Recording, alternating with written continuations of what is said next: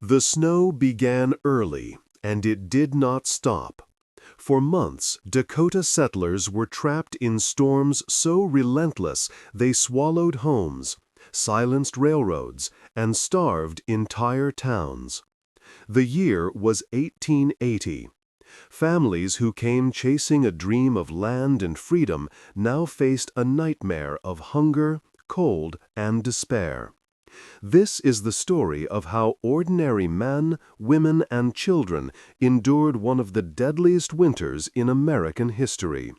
A winter where survival meant courage, sacrifice, and faith against endless snow. The Dakota Territory of the late 19th century was a place caught between wilderness and civilization, between the deep traditions of its native peoples and the relentless expansion of American settlement.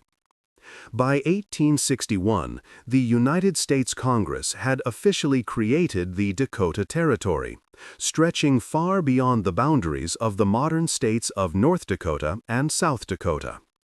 It encompassed a vast, sweeping land of grasslands, rivers, and prairies. To the imagination of settlers back east, it represented a blank canvas, a land of promise where the future could be shaped by one's own hands. For many families in the late 1870s, the Dakota frontier was marketed as nothing less than the new Eden of American opportunity. Land agents, railroad companies, and government officials worked tirelessly to paint the territory in glowing terms. Posters and pamphlets circulated in German, Norwegian, Swedish, and English. They promised fertile farmland, low costs, and freedom from the crowded conditions of cities and exhausted soils of the older states. Railroads like the Chicago and Northwestern, the Chicago-Milwaukee and St. Paul, and the Northern Pacific became not just carriers of people and goods, but also advertisers of dreams.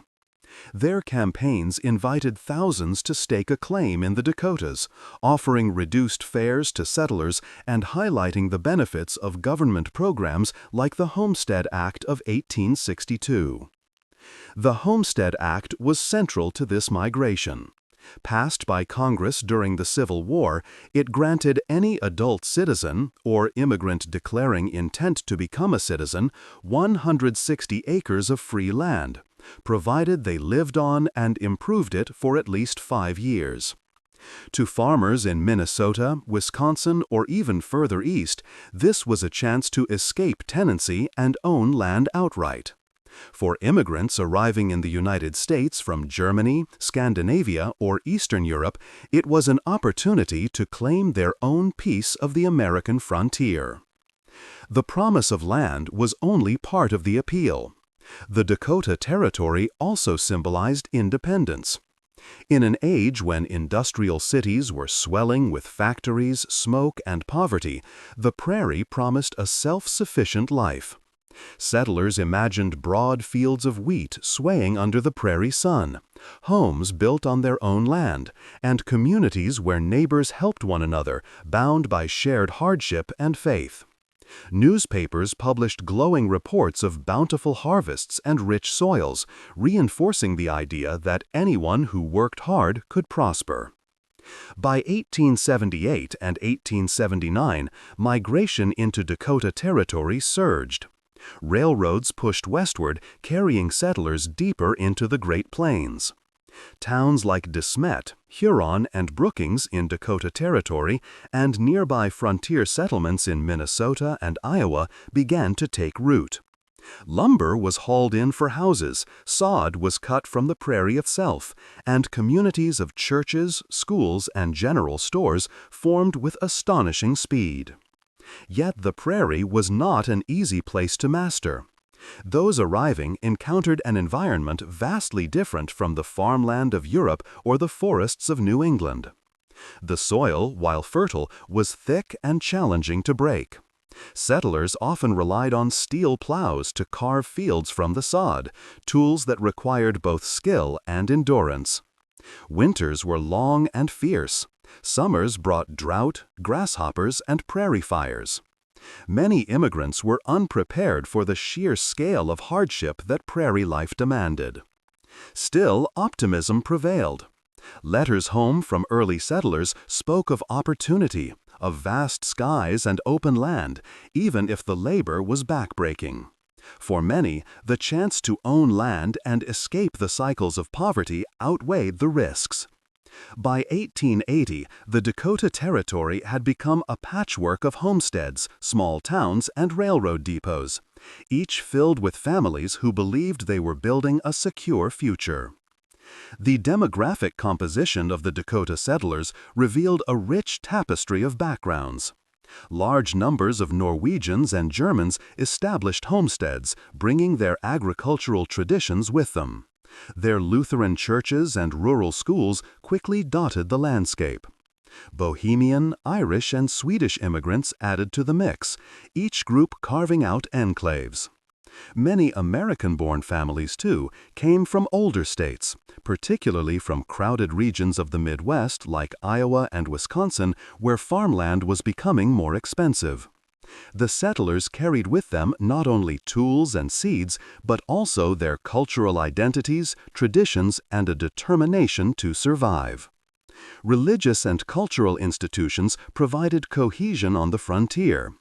Churches were among the first buildings in towns, serving as gathering places for both worship and community decision-making.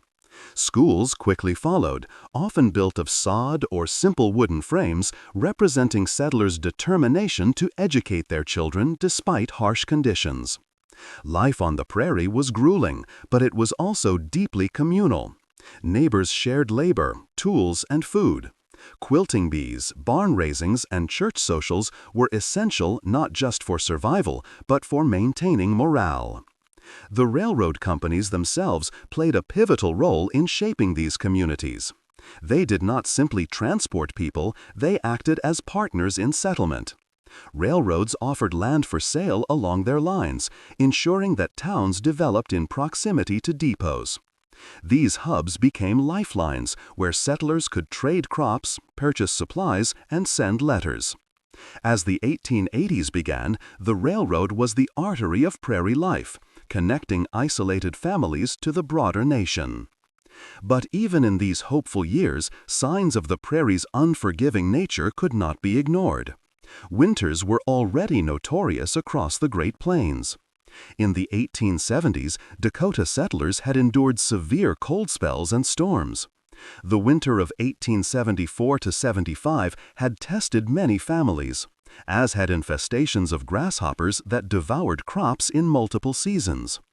These hardships were not unknown, yet most settlers believed that determination and careful preparation could see them through. The optimism of 1880 rested on fragile foundations. Crops had been planted, communities had taken root, and settlers believed they were ready for whatever nature might deliver. But no one could predict what was about to unfold in the months ahead. That October, the first blizzards would strike, and the hard winter of 1880 to 1881 would soon be remembered as one of the most relentless and destructive in the history of the American frontier. The dreams of the prairie, land, independence, and prosperity were about to collide with a reality that none of the settlers had fully anticipated. The land of opportunity would soon become a prison of snow. By the late summer and early fall of 1880, the Dakota Territory appeared to be thriving. For many families who had arrived in the past decade, the year had seemed generous. Crops grew steadily in the fertile soil, towns were expanding, and the railroads stretched deeper across the prairies. The homesteads, scattered across the rolling grasslands, carried with them a sense of security. It was a fragile security, but after years of toil and sacrifice, many believed that they had finally carved out a dependable life on the frontier. The year had begun with optimism. The spring planting had gone well, and although the work was exhausting, settlers had managed to coax wheat, oats, barley, and corn from the stubborn prairie sod. Women tended gardens where potatoes, beans, and turnips grew. crops chosen for their ability to last through the cold months ahead. Families harvested hay to feed livestock, cut wood to stockpile fuel, and carefully stored sacks of flour and barrels of salted meat. The rituals of preparation were as old as farming itself, but on the Dakota Prairie they carried particular urgency. Everyone knew that winter came early and stayed long. Communities buzzed with activity as autumn approached. In towns like De Smet, just recently laid out by the Chicago and Northwestern Railway, the hammering of carpenters and the arrival of freight wagons marked progress. Small businesses were opening, general stores, blacksmith shops, post offices, all signs that permanence had come to what only a few years earlier had been wilderness. The railroad depot, often the first real building in a town, served as the hub where settlers bought supplies and shared news from the east. For many settlers, this was their first or second winter in Dakota. They listened closely to the advice of older residents who had already survived several seasons. These veterans of the prairie advised stocking coal, collecting wood, and storing as much food as possible. They warned newcomers not to underestimate the winds or the storms. "The prairie has no mercy," one Minnesota farmer was said to have remarked to a group of new arrivals in 1879, "and the sky can bury you."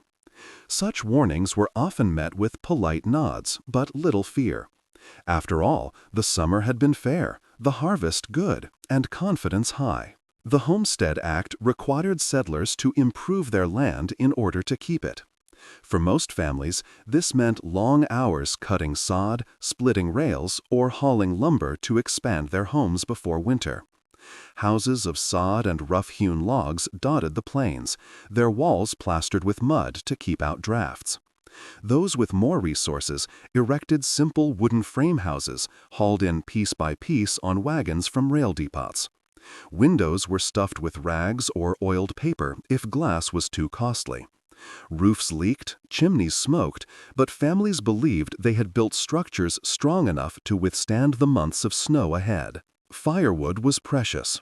In many areas of Dakota Territory, trees were scarce. Settlers often had to travel miles to find groves of cottonwood or willow, hauling back cords of wood by wagon. Others purchased coal from railroad depots, stockpiling it in sheds or basements. Yet not everyone could afford enough.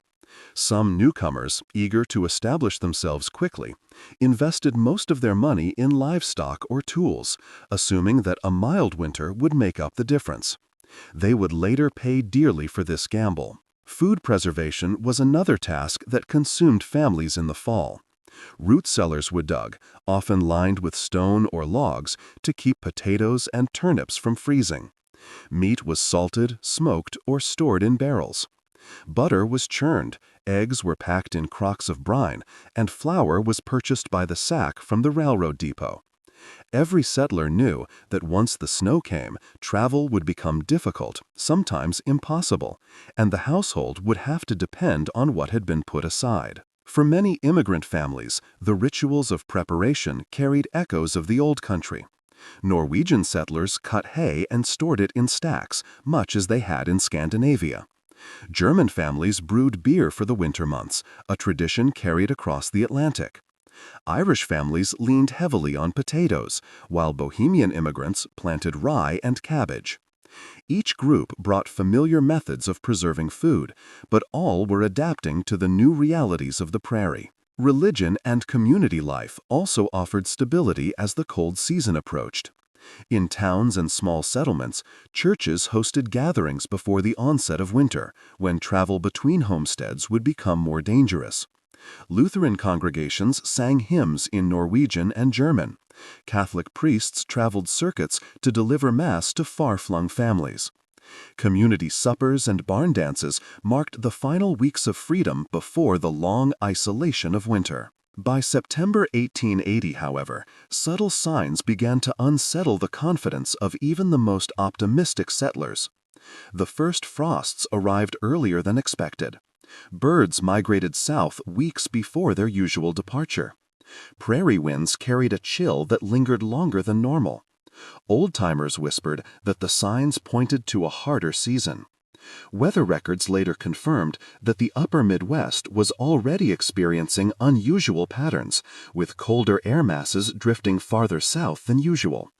But to most settlers, these were minor curiosities, not warnings. Railroad timetables remained steady, and supply trains continued to run deep into the territory. Farmers shipped their crops eastward, filling granaries and silos along the line. Merchants stocked shelves with flour, sugar, coffee, and kerosene. To all appearances, Dakota Territory was well prepared. If the winter came hard, people believed they had planned accordingly. The press reinforced this confidence. Newspapers in towns like Yankton, the territorial capital, published editorials praising the growth of Dakota communities. They described new arrivals streaming in, railroads expanding, and crops filling the prairies. The hardships of frontier life were acknowledged, but often downplayed in favor of optimism. The region was being civilized, and progress was assumed to be unstoppable. Yet behind the optimism lay the ever-present fragility of frontier life. A single failed harvest could mean financial ruin. A severe illness could devastate a family. A storm could destroy months of preparation. Still, settlers believed that determination and God's will would see them through. For many, faith was the bedrock of their resilience. Hymns were sung not only in churches, but in sod houses where families gathered by lamplight as the days shortened. By early October, preparations were nearly complete. Coal bins were filled, barns stocked with hay, and root cellars sealed tight. Families entered the season with a cautious sense of pride. Many believed they had done everything humanly possible. But in the second week of October, the skies darkened. Temperatures dropped suddenly, and winds rose across the plains. Snow began to fall, light at first, then heavy. Few realized that this storm marked the beginning of what would later be called the hard winter, one of the most severe and relentless in American history. What had begun as a season of promise would soon turn into a test of endurance unlike anything the settlers had ever imagined. Their preparations, as careful as they seemed, would prove to be painfully insufficient against the forces of nature that were about to descend upon Dakota Territory. By mid-October 1880, the people of Dakota Territory believed they had prepared for the coming season. Root cellars were stocked, coal bins filled, livestock sheltered. Families expected the familiar hardships of a northern prairie winter: bitter cold, drifting snow, and long nights. Yet what they did not anticipate was how soon, how suddenly, and how ferociously that winter would begin. On October 15, 1880, without warning, the skies darkened. Settlers recorded that the day began with clear skies and mild temperatures. By afternoon, the wind rose across the prairie, sweeping in from the northwest. Clouds gathered with unusual speed, blotting out the horizon. What came next was remembered as one of the earliest and fiercest snowstorms in living memory. The storm descended with a violence that shocked even seasoned settlers. Snow began to fall in thick sheets, driven by gale-force winds. Temperatures plummeted, and visibility dropped to near zero. Homesteads that had seemed sturdy in autumn sunlight suddenly felt fragile against the onslaught of nature. For families still working in their fields, the storm struck with terrifying suddenness. Farmers hurried to gather livestock, struggling to drive cattle and horses back to barns as snow blinded their vision. Accounts from across the territory describe men losing their way within a few yards of their homes, unable to see fences or familiar landmarks. Some animals, panicked and disoriented, bolted into the whiteness and were lost. The timing of the storm was particularly cruel. October was harvest season. Wagons laden with corn, hay, and wheat stood in the fields. Tools and supplies were scattered around farms, left for later collection. As the snow deepened, much of this labor was buried and lost until spring. Settlers who had relied on late harvests to supplement their stores now faced shortages before winter had even properly begun. Railroads, the vital link connecting Dakota to the outside world, were immediately affected. Trains traveling across the plains found themselves stalled by snowdrifts that rose with astonishing speed. By the evening of October 15th, rail lines in parts of Minnesota and eastern Dakota were already blocked. The early paralysis of the railroad system set a dangerous precedent, foreshadowing the isolation that would soon engulf the territory. In towns like De Smet, which had only recently been established along the Chicago and Northwestern line, residents were stunned. Laura Ingalls Wilder, who would later immortalize the winter in her book The Long Winter, recalled how the storm buried the town under snowdrifts as high as the roofs of houses. Though her account was written decades later and blended memory with narrative, contemporary reports confirm the extraordinary severity of the October storm. The storm did not pass quickly. It raged for 3 days, blanketing the land with feet of snow. Winds sculpted drifts so high that they buried fences and made roads impassable. Families who had anticipated weeks of mild autumn weather suddenly found themselves trapped indoors, their fuel and food supplies already under pressure. The sense of unease was immediate. If such a storm could arrive in October, what would the months ahead bring? Settlers who survived the October blizzard described the eerie silence that followed. When the winds finally ceased, the landscape had been transformed into a white wasteland. Houses were half buried, barns collapsed under the weight of snow, and fields were erased from sight. For many, the storm destroyed not only physical structures but also a sense of predictability. Winters were expected to be harsh, but never to begin with such sudden ferocity. The storm also claimed lives.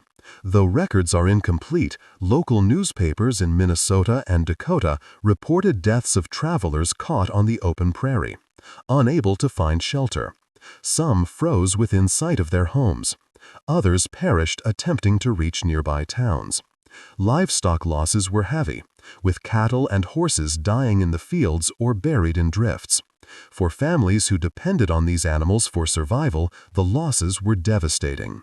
The October blizzard set off a chain of consequences that would ripple through the entire winter.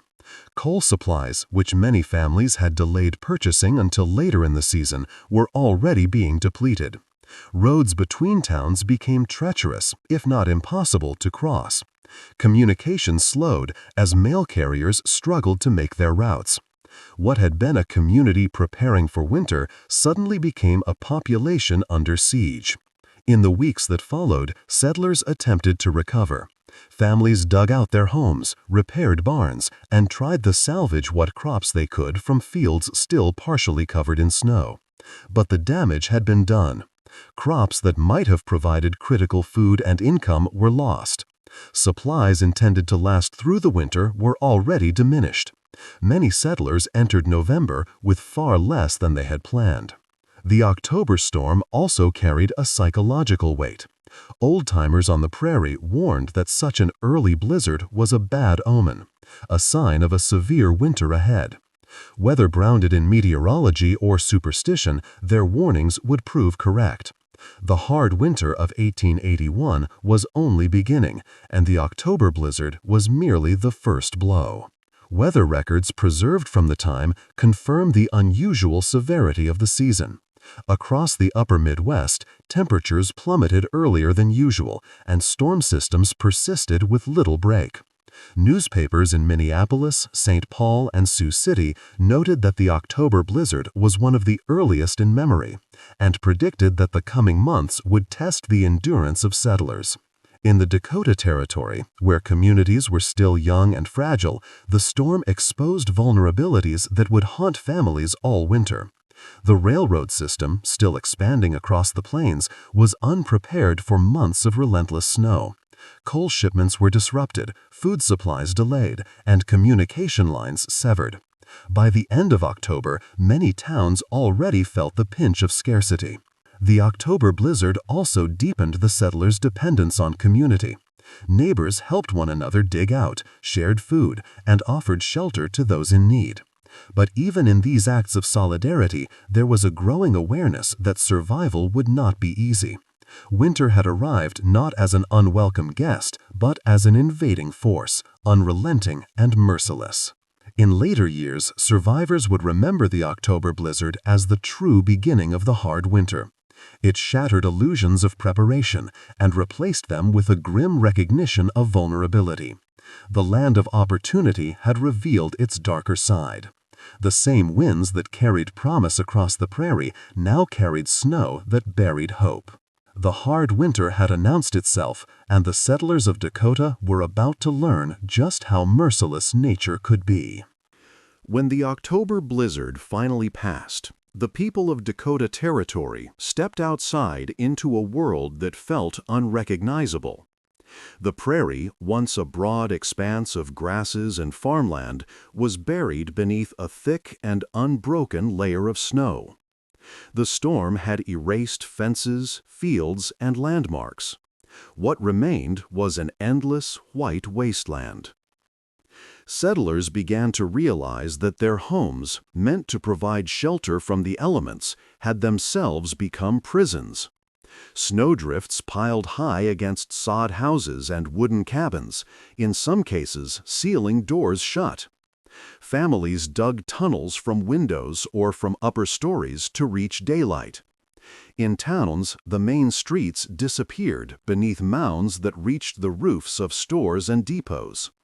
The wind had sculpted the landscape into frozen barriers that made movement between homes nearly impossible.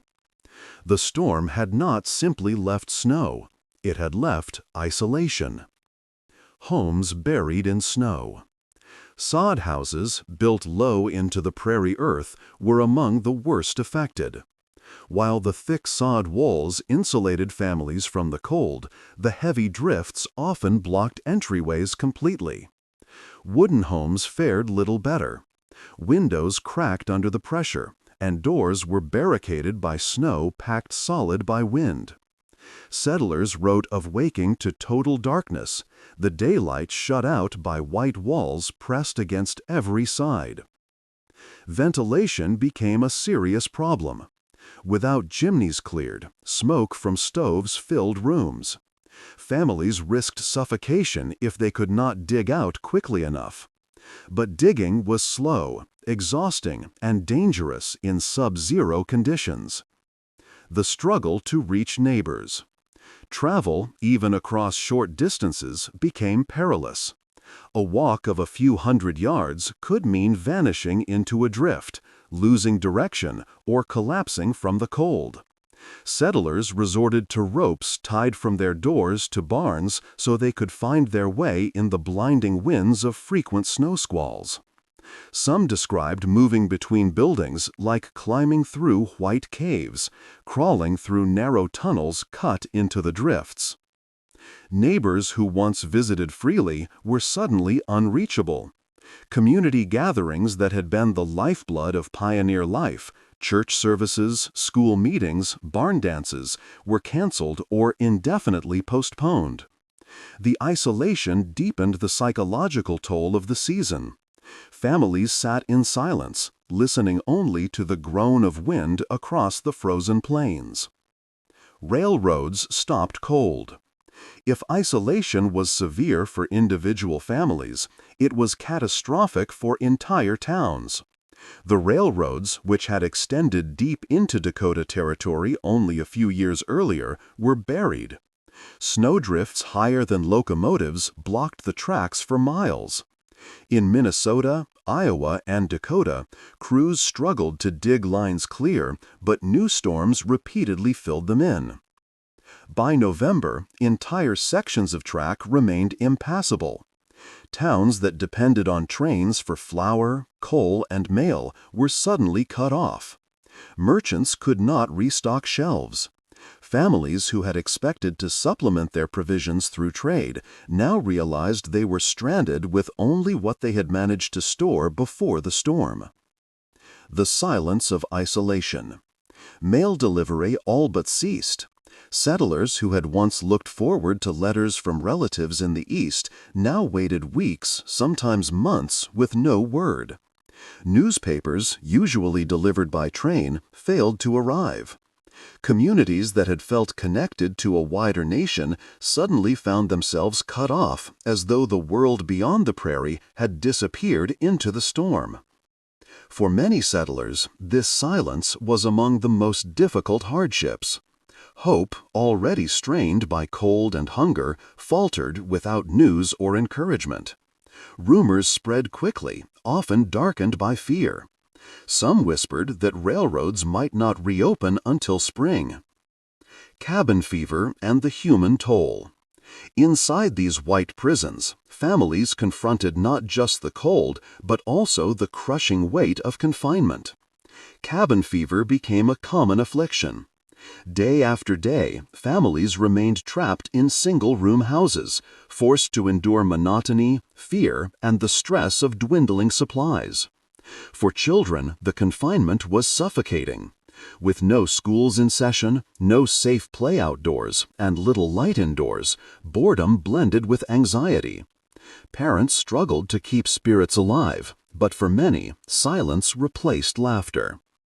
Psychological strain fell heavily on adults as well. Men accustomed to working outdoors in the fields found themselves idle, unable to plow, hunt, or even visit neighbors. Women, burdened with caring for families in such clamped quarters, described the winter as endless nights chained to endless days. Fuel and food under siege. The October storm had already depleted supplies, but as November wore on, the situation grew worse.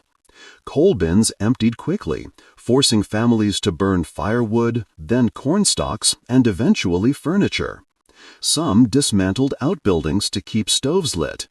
Still, the cold penetrated walls and floors, seeping into every corner of the house. Food, too, became precarious. Families who had hoped to buy flour or meat later in the season now realized they would receive nothing until the railroads reopened. Root vegetables froze in poorly insulated cellars. Salted meat spoiled if barrels cracked, and flour bins emptied faster than expected. Families cut portions smaller and smaller, stretching meals to last. Trapped animals and silent fields. Livestock, usually the backbone of farm survival, also suffered. Barns collapsed under snow. Haystacks vanished in drifts, forcing settlers to dig frantically to feed their animals. Horses and cattle weakened, some dying before the year was out. Chickens froze in their coops. Fields that had once been alive with crops were silent under the snow. For settlers who had dreamed of prosperity, the land itself now felt hostile, smothered under an unbroken white sheet. Early deaths. Although records were fragmentary, newspapers across the Midwest reported deaths throughout the territory. Some froze while attempting to walk short distances in the storm.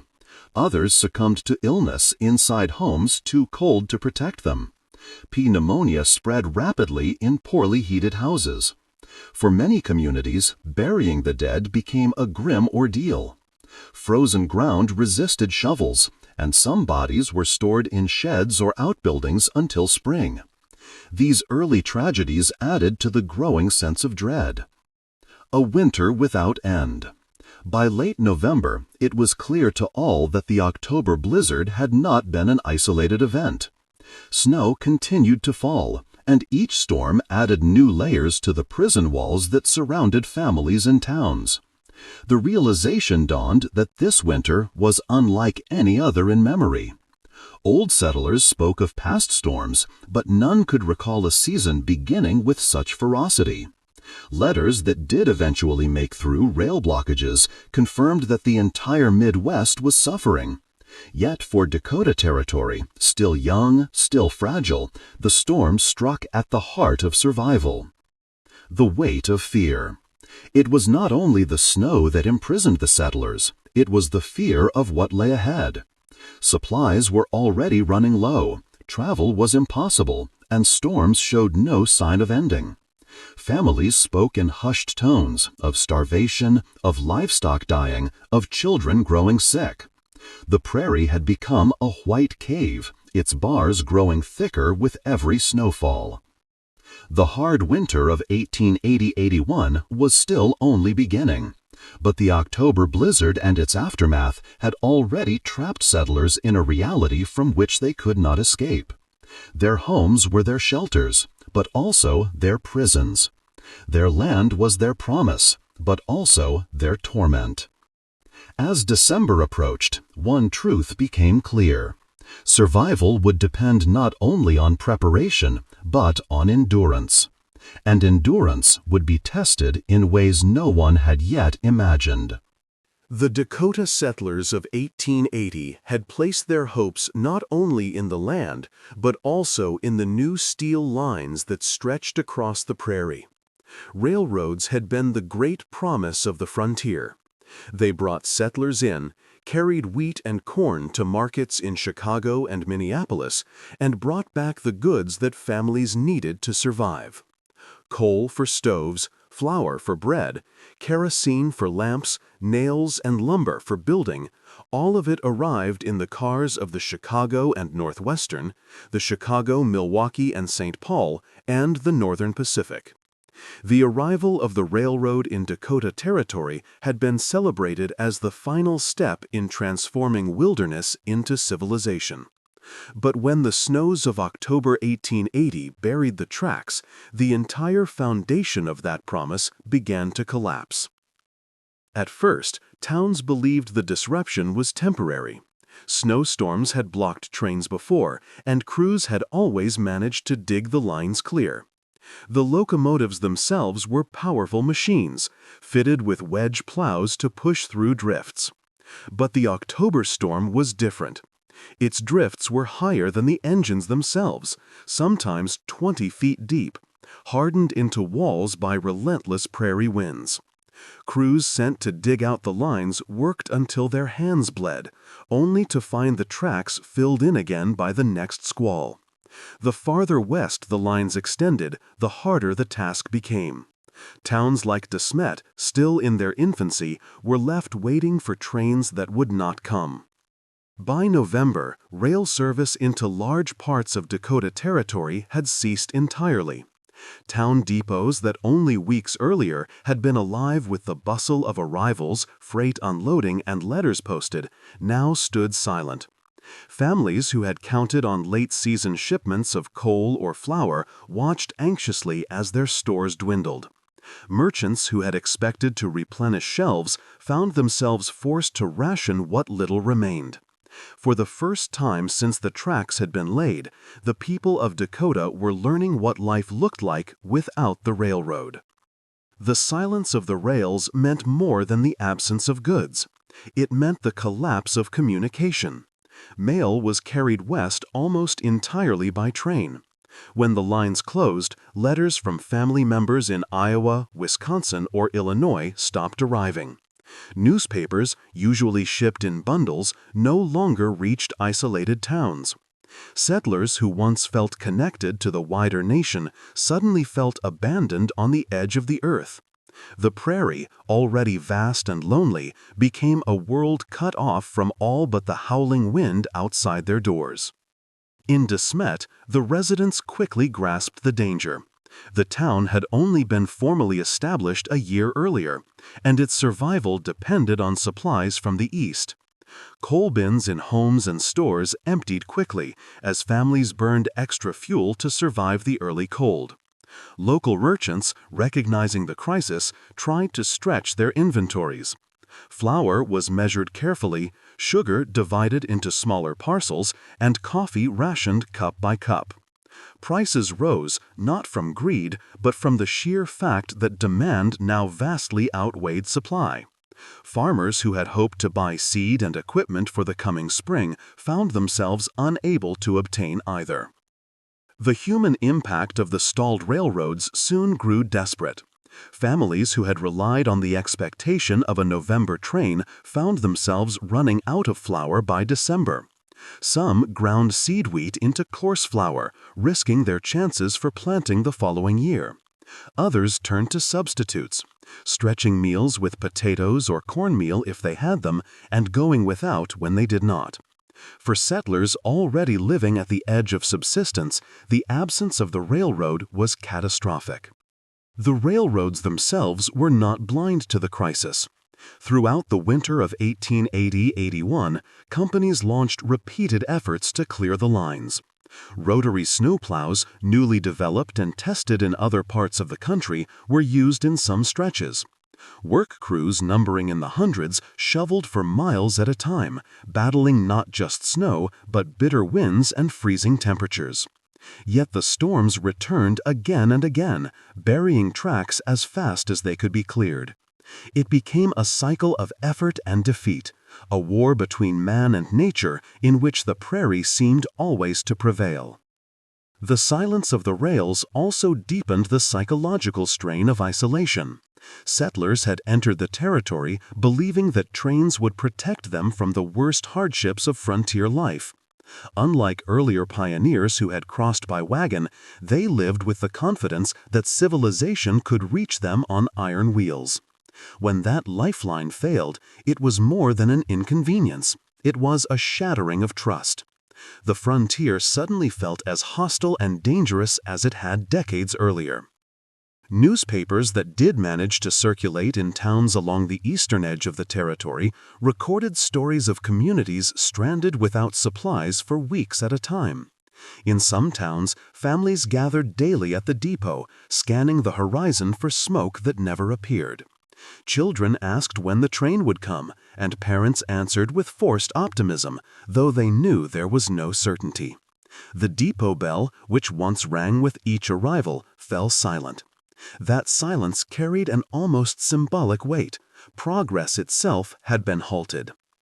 The absence of trains had another consequence: the inability to export crops.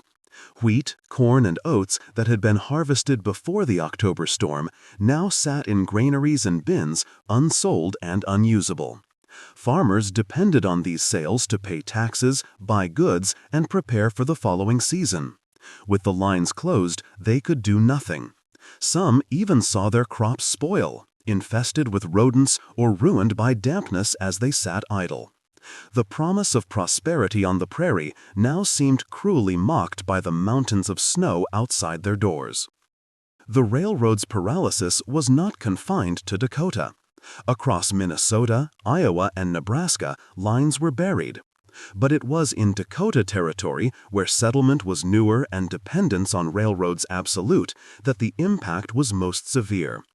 Older communities farther east often had reserves, established trade networks, and alternate routes. The settlers of Dakota had none. Their newness made them vulnerable, and their vulnerability was laid bare. Accounts from the time describe the surreal sight of locomotives abandoned mid-line, their boilers frozen, their tracks disappearing beneath waves of snow.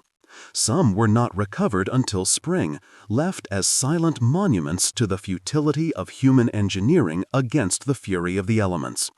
Railroad companies spent enormous sums in futile efforts to reopen lines, and some crews nearly perished in their attempts. In one recorded case, a snowplow train in Minnesota was engulfed by drifts so large that workers had to dig themselves out by hand and walk miles to safety. The silence of the rails also meant the silence of hope. For settlers, the arrival of a train was more than a delivery of goods. It was a reminder that they were not alone, that the world had not forgotten them. Its absence left families staring across white fields toward a horizon that offered nothing but wind and snow. Diaries from the period are filled with laments about the emptiness of waiting, the uncertainty of whether supplies would ever arrive, the dawning fear of what starvation might mean if the rails did not reopen. By December, the reality was unavoidable. The winter was not easing. Snowstorms came one after another, each adding to the burden already choking the rails. Towns that had expected to see at least occasional trains resigned themselves to months without any. The hard winter had revealed itself not only in the cold, but in the silence of the tracks. The iron lifelines that had brought settlers west had become useless beneath the snow. As January approached, the situation grew dire. Communities rationed fuel by decree, limiting families to small amounts of coal or wood. Food was stretched thinner and thinner. In some towns, local officials tried to organize relief, sending out parties on sleds to nearby farms in search of grain or potatoes. But the distances were vast and the risks enormous. Without the railroad, there was little that could be done. The winter of 1880–81 would eventually go down in history as the moment when Dakota settlers confronted the limits of human ambition. They had believed that steel tracks and locomotives would conquer the wilderness, ensuring that no storm could isolate them as earlier pioneers had been isolated. The silence of the rails proved otherwise. In the face of relentless snow, the most advanced technology of the age was powerless. The trains would not return to many towns until the spring thaw. By then, months of deprivation had left scars that would never fade. Families emerged thinner, weaker, and in some cases broken by loss. The memory of waiting for trains that never came lingered for decades. The railroad, once the symbol of hope, had become a symbol of vulnerability. The settlers had entered the winter believing they could endure anything with the railroad by their side. The winter taught them a harsher truth. In the Dakota Territory, survival still depended on endurance, sacrifice, and the will to withstand isolation. By December of 1880, the settlers of Dakota Territory had already endured weeks of snowstorms and silence from the railroads. The October blizzard had stolen away their autumn, burying crops before they could be gathered. The railroads, paralyzed under mountains of snow, had cut off the flow of supplies. The early weeks of confinement had been spent digging out, repairing, and rationing. But as the year drew to a close, the greatest enemy of all began to press in. Not the snow, not the cold, but hunger. At first, the problem was subtle. Families had entered the winter with food stores carefully prepared. Potatoes and turnips lay in cellars, meat salted in barrels, sacks of flour stacked in corners. These were meant to last through the normal length of winter, perhaps supplemented by purchases at town stores if the season grew long. But the storms of October and November had already forced settlers to use more than they had planned. They had burned extra calories in the exhausting labor of digging out homes and livestock. And without the expected trains to replenish supplies, every meal eaten brought families closer to the edge of scarcity. As December deepened, meals grew smaller. Portions of flour were measured with care, stretched to make bread that grew thinner and thinner. Cornmeal became a staple for those who had it, boiled into porridge or baked into rough cakes. Meat supplies dwindled quickly, for few families had been able to butcher enough livestock before the October blizzard.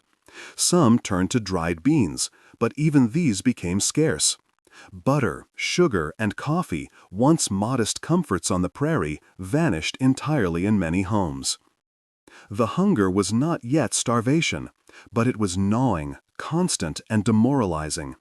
Families who had arrived on the prairie dreaming of abundance now found themselves calculating how many days remained before the flour barrel ran empty. Some settlers began to grind seed wheat, meant for planting in spring, into coarse flour to survive the winter months. It was a desperate choice, for it risked next year's harvest, but survival left little room for long-term planning. The shortage struck towns with particular cruelty. Merchants in depots like De Smet had ordered flour, coal, and provisions by train in late autumn. Those orders now sat hundreds of miles away, blocked by snowdrifts along the tracks. Store shelves emptied quickly, and families who came seeking relief often left empty-handed. Prices for what little remained soared, not from greed, but from scarcity. A pound of flour could cost several times what it had a year earlier, if it could be found at all. Families without money, or those who had arrived with nothing but hope and determination, found themselves facing hunger sooner than others. Accounts from the time describe the sharp inequities of survival. Families who had managed to lay in ample supplies were able to stretch them carefully. Others, especially newcomers who had not yet fully established themselves, found themselves in dire need. In some cases, neighbors shared what they could. Communities often pooled resources, distributing flour or potatoes to those most desperate. But generosity, however noble, could not change the simple arithmetic. There was not enough food to go around. The hunger was compounded by the cold. With coal bins empty and firewood dwindling, families were forced to burn more fuel just to stay alive. The colder the house, the more food the body required to sustain warmth. Children grew thin, their cheeks hollow, their energy fading.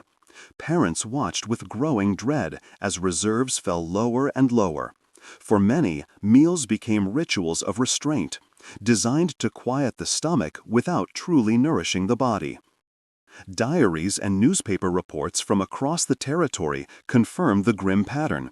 Meals of plain bread or thin potato stew became the norm. Some settlers resorted to boiling weeds or grasses, though these provided little sustenance.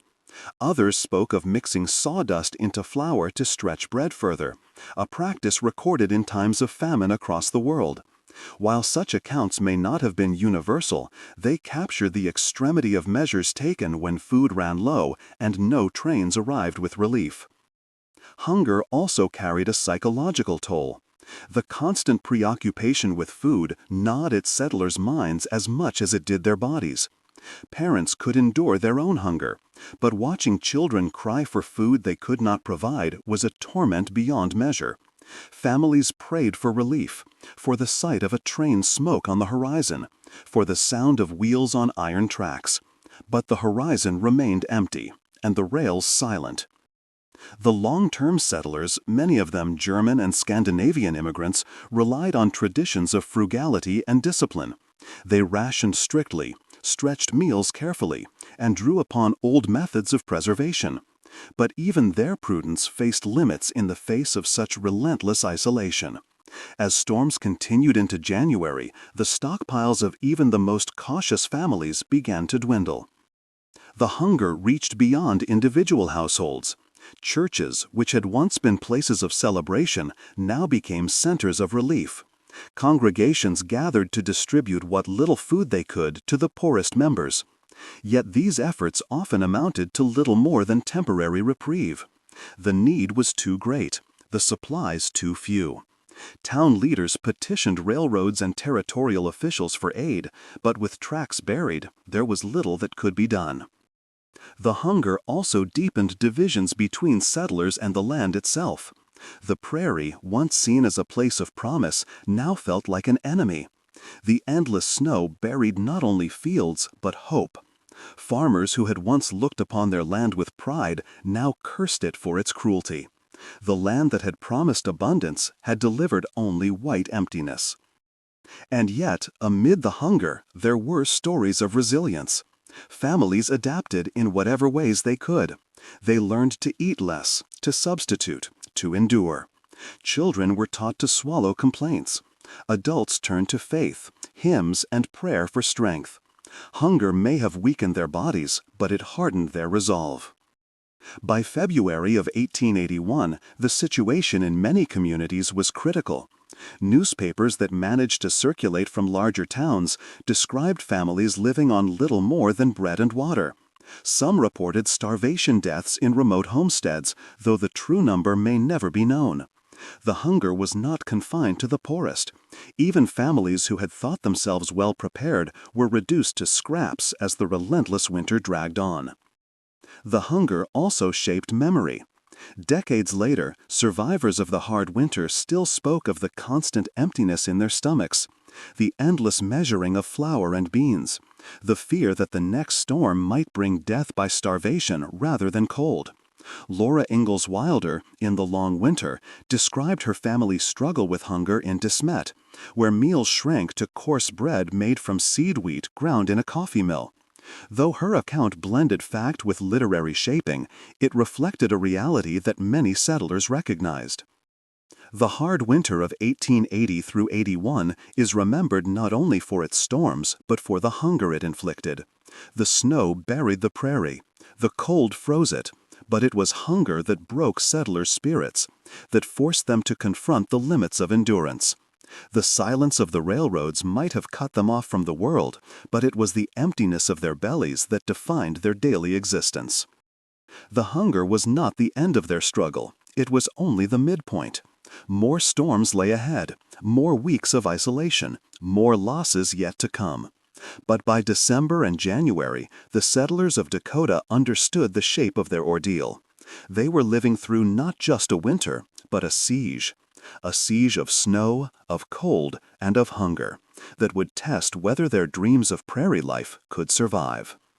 Through December and into January of 1881, as the Dakota settlers battled hunger, another threat pressed in with equal severity: the absence of heat. If the body could endure hunger for days, perhaps weeks, it could not withstand the prairie's deep cold without fire. In a land where temperatures plunged well below zero, the loss of fuel was not an inconvenience, it was a matter of life and death. When the first blizzard struck in mid-October, many families still believed they had time to secure coal or additional firewood before the worst of winter arrived. Traditionally, settlers bought coal shipments by rail in late fall, supplementing their own modest reserves. But when the railroads shut down, so did the steady stream of black coal that powered stoves across the territory. Families who had delayed purchases were left with dangerously little. Those who had stockpiled found their stores dwindling quickly, consumed by the early arrival of cold. Firewood was equally scarce. Unlike regions farther east, the open prairie offered few natural groves of trees. Settlers often traveled miles to haul back loads of cottonwood, willow, or scrub oak. Others relied entirely on purchased coal. When storms buried the trails and railroads ceased, the fragile balance collapsed. By November, families were already making grim calculations: how long their coal would last, what they might burn when it was gone, and whether they could endure the cold that would inevitably follow. The improvisations began quickly. Furniture was dismantled. Wooden chairs, bedsteads, and tables were fed into stoves. Families tore apart barns and sheds, using the planks to stoke fires. Some settlers even stripped shingles from their roofs to keep fires burning, leaving their homes more vulnerable to snow and wind. Corn cobs and straw were pressed into service as fuel, though they burned quickly and gave little heat. In De Smet, Laura Ingalls Wilder later remembered her family twisting hay into tight bundles, making what they called hay sticks to keep the stove alight. The work was exhausting, and the heat barely enough to keep frost from forming indoors, but it was all that stood between survival and freezing. Inside homes, the cold was unrelenting. Frost crept across windows and walls, forming patterns that glittered in dim lamplight. Water froze in pails. Bread dough hardened before it could rise. Children awoke to find their blankets stiff with ice where their breath had settled. Families huddled close to stoves, layering on whatever clothing they owned, their world shrinking to the small circle of warmth around the fire. Even then, many stoves went cold at night, when fuel ran out or when families chose to ration their precious reserves. Waking in the morning often meant waking to freezing air that seared the lungs. The shortage of fuel compounded other problems. Without heat, food spoiled faster in cellars and pantries. Illnesses like pneumonia and bronchitis spread rapidly, their toll worsened by malnutrition. The weak, children, the elderly, and the already ill suffered most. Newspapers later reported deaths from exposure inside homes where fires had gone out.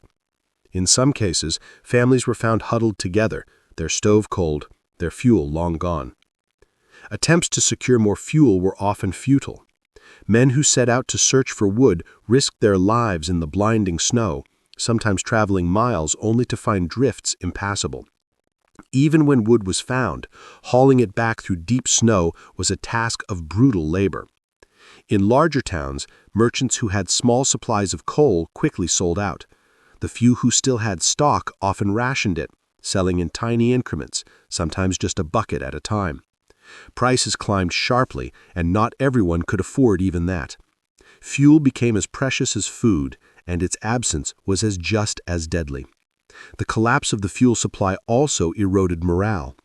Hunger gnawed constantly, but cold struck with immediacy. To sit by a dying fire and watch the stove darken was to feel despair closing in. Families measured their nights not in hours, but in handfuls of kindling or in the shrinking glow of embers. Faith and determination were tested each time another storm buried the land deeper, making the chance of outside fuel more remote. Communities again turned to cooperation. In towns, residents gathered in public buildings that could be more efficiently heated, sometimes sleeping together in schools or churches. Neighbors shared wood when they could spare it, though few had much to give. In some cases, men pooled their strength to dig through drifts in search of dried haystacks, using the dead stalks as both food for animals and fuel for fires. These efforts bought time, but not comfort. Survival remained the only goal. The settlers' desperation for warmth left its mark in memory. Stories of burning haysticks or dismantling barns became legendary, repeated in diaries, newspapers, and family lore.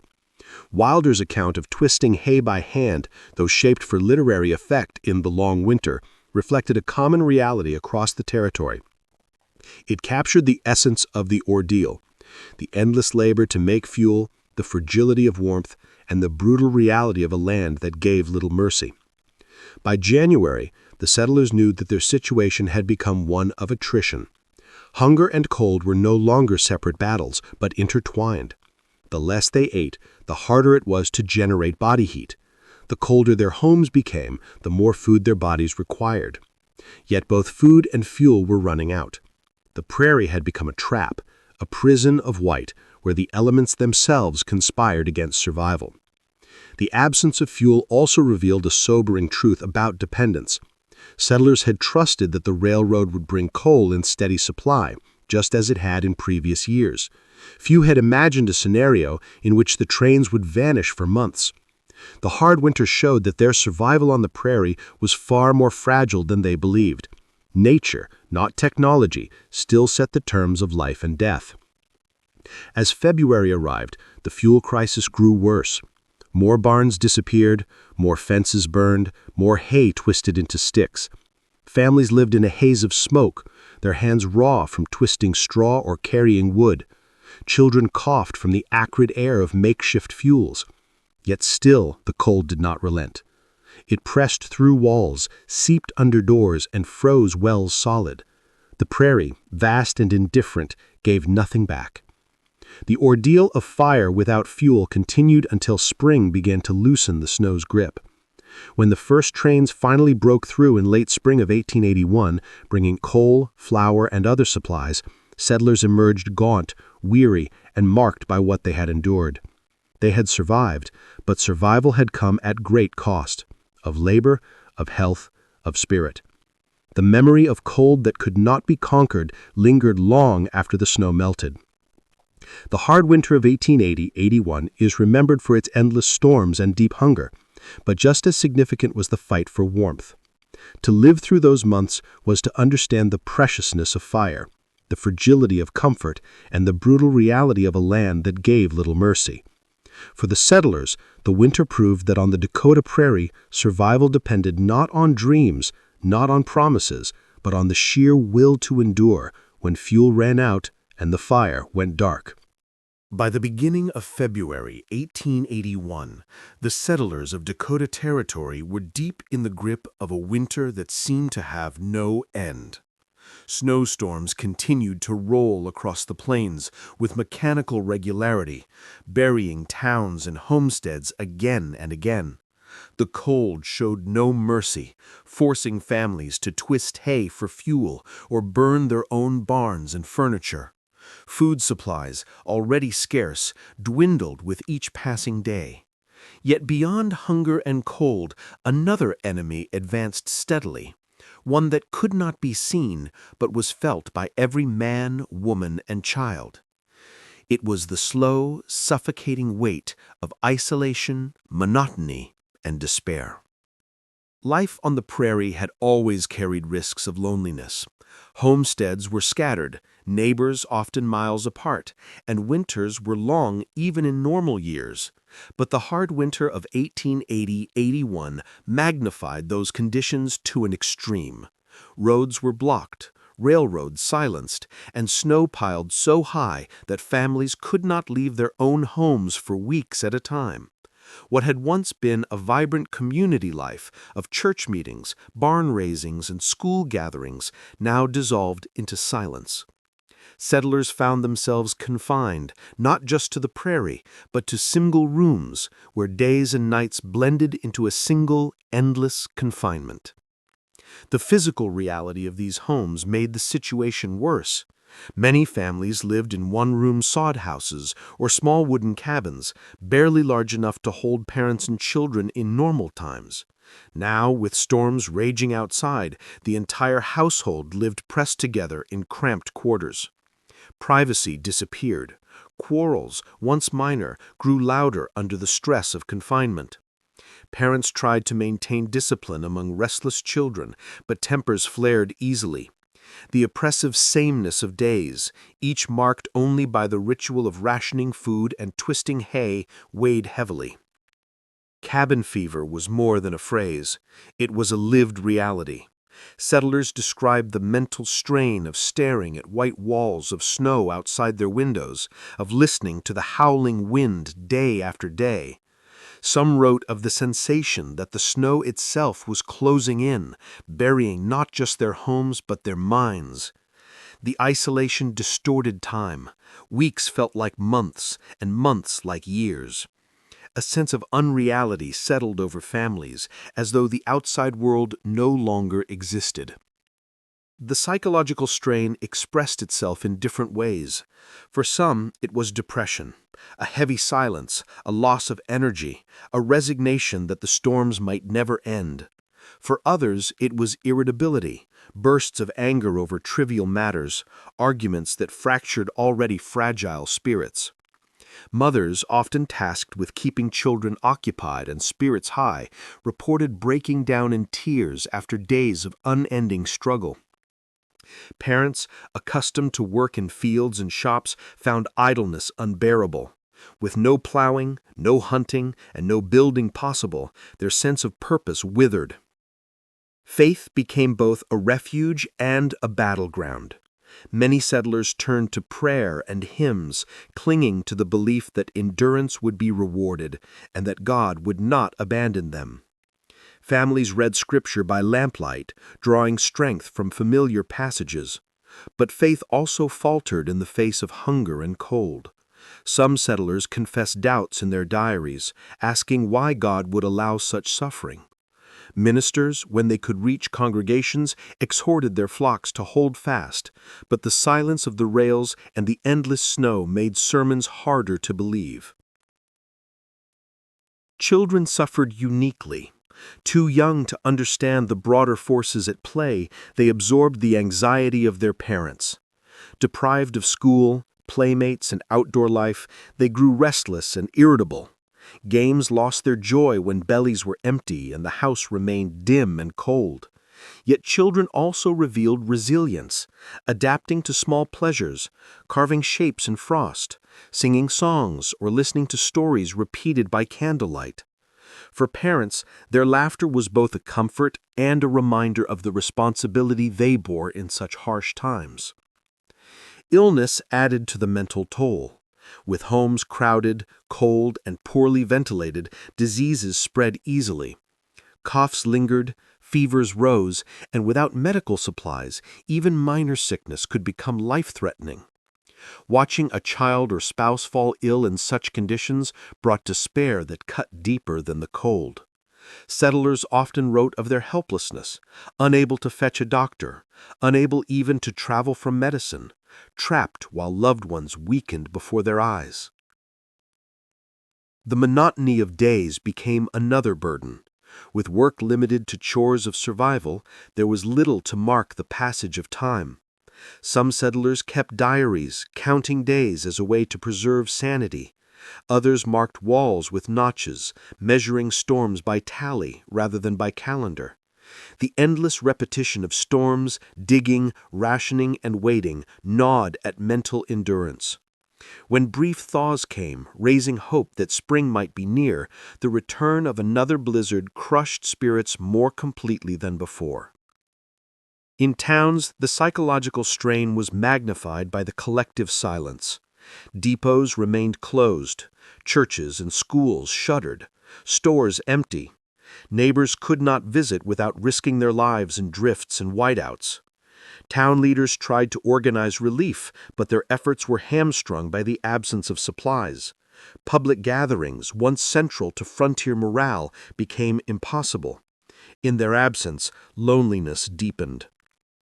The settlers' diaries and letters that survived give voice to this psychological siege. One resident of western Minnesota, facing the same storms, wrote of the awful sameness of the days, the unrelenting howl of the wind, and the despair that nothing but white and hunger is left to us. A Dakota settler described the sensation of being buried alive in snow, unable to escape the constant confinement. Others confessed to moments of hopelessness, fearing that the winter might never end. For some, the mental strain proved too great. Reports circulated of settlers abandoning their homes in midwinter, attempting to walk to neighboring towns or farms through miles of drifts. Some succeeded, but others perished in the attempt, overcome by cold or disoriented in blinding squalls. These tragedies reflected not only desperation for supplies, but also the psychological breaking point of confinement. To remain trapped was unbearable. To leave was deadly. Many faced the cruel choice of one form of suffering over another. The winter also tested the bonds of community. Some families grew closer in the struggle, drawing strength from cooperation and shared endurance. Others fractured under the pressure, quarrels escalating into estrangement. The psychological impact of the hard winter was not uniform, but it was universal. Every settler, whether rich or poor, native-born or immigrant, confronted the same shadows of the mind. By March of 1881, the psychological toll was as visible as the physical. Settlers were thinner, weaker, and worn from months of deprivation, but their eyes revealed the deeper struggle. The haunted look of those who had endured confinement, monotony, and despair for too long. They had survived hunger and cold, but their spirits bore scars that would linger. In later years, survivors of the hard winter often remembered not just the storms or the hunger, but the crushing isolation. Laura Ingalls Wilder's The Long Winter captured this through the endless repetition of blizzards, the suffocating sameness of days, and the mental weight of being trapped. While her account simplified and dramatized, it echoed the lived reality of countless settlers. The hard winter was not only a battle against snow and starvation, but also against the mind's own breaking point. The settlers endured, but endurance came at a cost. When the snow finally melted and the trains rolled again, they emerged not only physically weakened, but psychologically changed. They had stared into the silence of confinement, battled despair, and survived. Yet the memory of those months, the feeling of being imprisoned in their own homes, the suffocating sameness, the shadows in the mind, never left them. The hard winter had tested not just their bodies, but their very will to continue.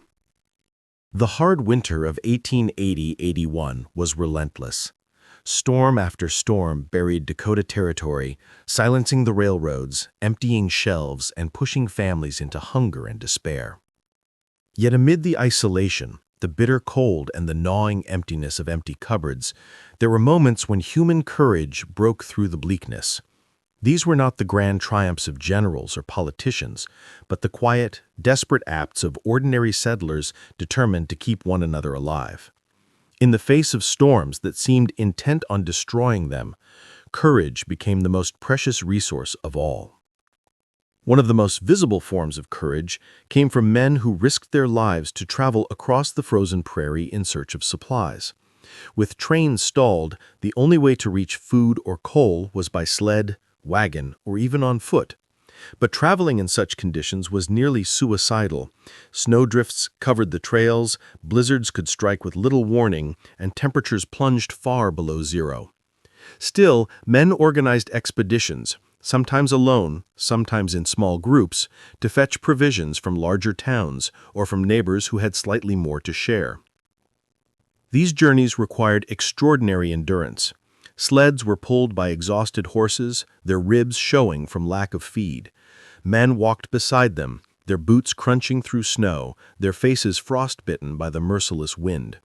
A trip of 10 miles could take an entire day, and storms often forced travelers to seek shelter in dugouts or haystacks. Some never returned, their bodies found in spring after the thaw. Yet without these perilous attempts, many families would have starved long before winter ended. In towns like De Smet, courage took another form, neighbors sharing what little they had. With flour scarce, families divided their supplies into smaller rations so that no one would be left completely without. Merchants, though their shelves were nearly bare, offered food on credit to those who had no money, knowing repayment might never come. In some cases, women gathered together to cook communal meals, pooling potatoes, beans, or cornmeal so that children would have at least one filling meal in the day. These acts of generosity did not erase hunger, but they kept hope alive. The courage of children also shone through the darkness. In many households, young boys and girls carried responsibilities far beyond their years. They fetched snow to melt for water, twisted hay into sticks for fuel, and endured meals of coarse bread without complaint. Diaries record the surprising resilience of children who invented games from scraps, sang songs to distract from the cold, and lightened spirits in homes heavy with despair. Their courage was quieter, but no less important, a reminder that even in hardship, the next generation carried strength. Faith communities, too, became places of courage. Ministers braved snow to visit families trapped in their homes, offering prayers and words of encouragement. Churches, when they could be reached, became gathering places where settlers sang hymns together, their voices rising against the silence of the snowbound prairie. For many, these gatherings provided more than spiritual strength. They were lifelines of community in a season defined by isolation. The newspapers that managed to circulate through the blizzard months often carried stories of bravery passed from town to town. One account described a group of men in Minnesota who dug through snow for 3 days to free a stalled train, saving both the passengers and the supplies it carried. Another told of settlers who guided lost travelers to safety by keeping lanterns burning outside their homes during blizzards, small beacons of light in a world otherwise consumed by white. Such stories retold around stoves and lamps reminded settlers that courage was not isolated, but widespread, that others were enduring and resisting the winter's grip. Courage was also found in endurance itself. Families who refused to give up, who continued to ration carefully, twist hay, and pray for spring, demonstrated a form of bravery as powerful as any act of rescue. It took courage to face each morning knowing that the cupboard was nearly empty, the coal bin bare, and the snowdrifts higher than the roof. It took courage to keep children fed, to maintain faith, and to resist despair. Survival in such conditions was not passive, it was an act of daily courage. Some settlers displayed courage by leaving entirely. Though dangerous, a few families abandoned their claims, setting out eastward to return to older, more settled regions where food and fuel could be obtained. While their decision may have seemed like surrender, it required enormous bravery to face the frozen prairie with wagons and livestock, risking death in search of safety. Their journeys reminded those who stayed that courage was not always about holding ground. It was also about making choices to protect one's family in impossible conditions. The settlers' courage also shaped memory. In later years, survivors of the hard winter often spoke not only of the storms and the hunger, but of the acts of kindness and bravery that sustained them. Laura Ingalls Wilder, in The Long Winter, immortalized stories of men who risked their lives to bring wheat into De Smet when the town's supplies were nearly gone. Though her account dramatized the details, it echoed a broader truth. The winter was survived because of courage, not comfort. Even as the storms continued, even as February stretched into March with no relief, these acts of courage kept communities alive. They were small, often unnoticed by the wider world, but they were the difference between survival and disaster. A shared loaf of bread, a lantern lit in the snow, a neighbor walking miles to deliver a sack of flour.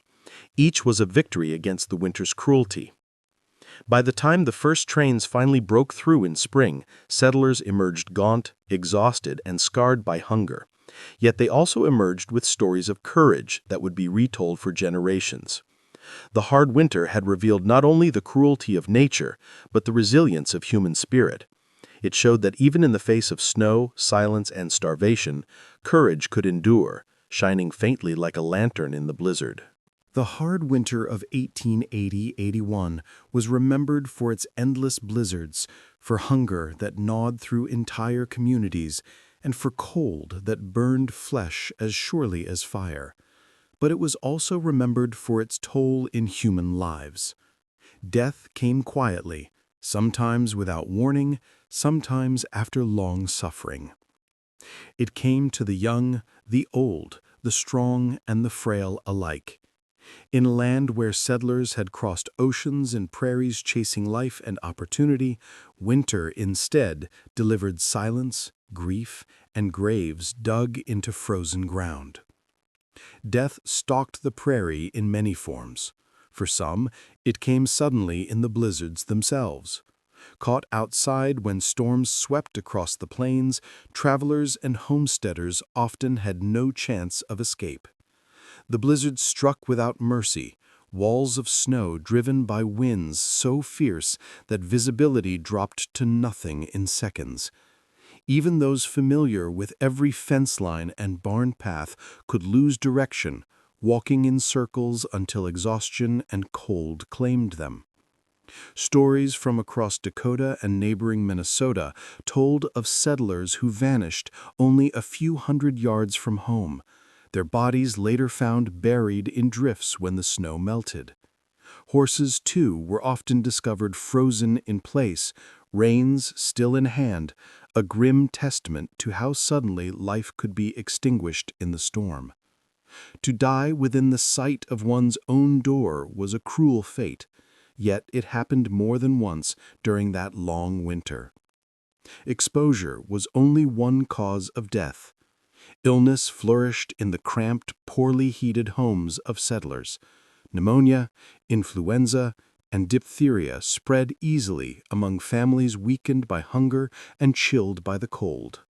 Without doctors or medicine, both cut off by impassable drifts, many who might have survived in other circumstances did not. Children were particularly vulnerable, their smaller bodies less able to endure cold or fight infection. In the silence of snowbound homes, the sound of coughing became a dreaded refrain. When the coughing stopped, grief took its place. Malnutrition compounded these dangers.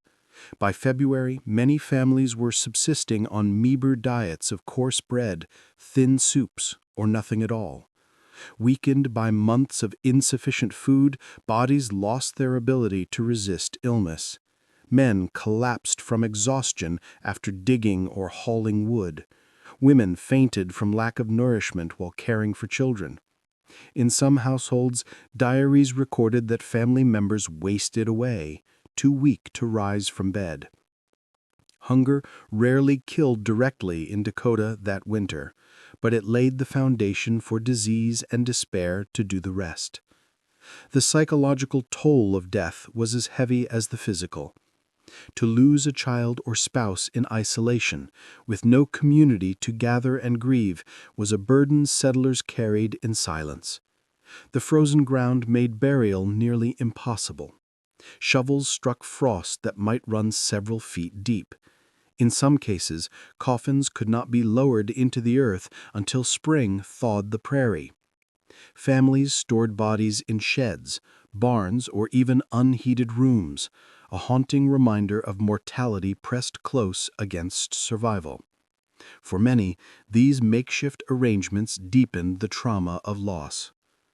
Newspapers that eventually circulated recorded scattered reports of deaths, but the true toll of the hard winter may never be known.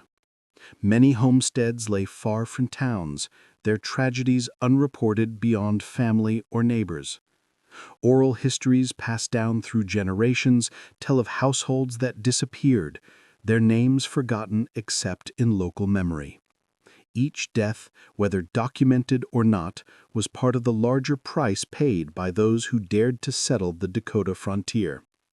Yet even in death, the resilience of communities shone through. Neighbors dug graves together when one family could not, braving the frozen earth with picks and shovels. Ministers conducted funerals in blizzard conditions, their voices carried by wind over snowbound cemeteries. In some towns, makeshift memorials were held in churches where survivors gathered, singing hymns through tears. The rituals of mourning offered a measure of dignity even when circumstances stripped away comfort. Among the most striking aspects of the winter's toll was how indiscriminate it was. Old settlers, hardened by years on the prairie, perished alongside newcomers still unaccustomed to the land. Children whose laughter had once filled one-room schools died quietly in their parents' arms. Strong men who had broken the prairie sod with iron plows succumbed to fevers they could not shake. Death made no distinction between the seasoned and the hopeful. In towns, the presence of death was impossible to ignore. De Smet, still a fledgling community, recorded multiple losses that winter, though exact numbers remain uncertain. Families who survived carried memories of neighbors who did not. Wilder's later accounts in the long winter were sanitized for young readers, but behind her words lay the truth that many did not endure. The hard winter was not simply survived by endurance alone. It was survived because others did not. For children who lived through it, the memory of death left lifelong marks. Some spoke decades later of the fear they felt each time a storm closed in, knowing that neighbors or family might not survive the night. Others recalled the chilling silence of homes where a child's laughter had once been heard. Survivors grew up with a sober understanding of nature's power and life's fragility. Death also reshaped communities. Families who lost breadwinners often abandoned their claims, returning east in grief and poverty. Others pressed on, but never forgot the names etched on crude wooden markers in prairie cemeteries. These losses slowed settlement in some areas as word of the hardship spread. Letters sent east described not only snow and hunger, but death itself, warning prospective settlers of the dangers awaiting them. The hard winter's toll on livestock also carried echoes of death's reach. Thousands of cattle, sheep, and horses perished, their frozen bodies littering fields in spring. For many families, the death of animals meant the death of livelihoods. Without horses to plow or cattle to sell, survival into the next year became nearly impossible. The loss of animals, though not human, deepened the sense of devastation, for they were part of the settlers' fragile circle of survival. And yet, even in the face of loss, life persisted. Babies were born in snowbound homes, some surviving, others not. Families who'd buried one child fought to keep another alive. Communities rallied, providing food, warmth, and prayer to those left behind. Death may have been present, but it did not erase the determination to endure. In many ways, the settlers' courage was defined by their confrontation with mortality. They did not flee from it. They carried it, buried it when they could, and went on living. By the spring of 1881, when the snow finally began to melt and trains broke through at last, the prairie revealed its hidden toll. Graves appeared in cemeteries, bodies of livestock emerged from drifts, and stories of tragedy came to light. Survivors looked around at communities thinner, emptier, scarred by loss. They had endured the snow, the hunger, the cold, but they had not all endured together.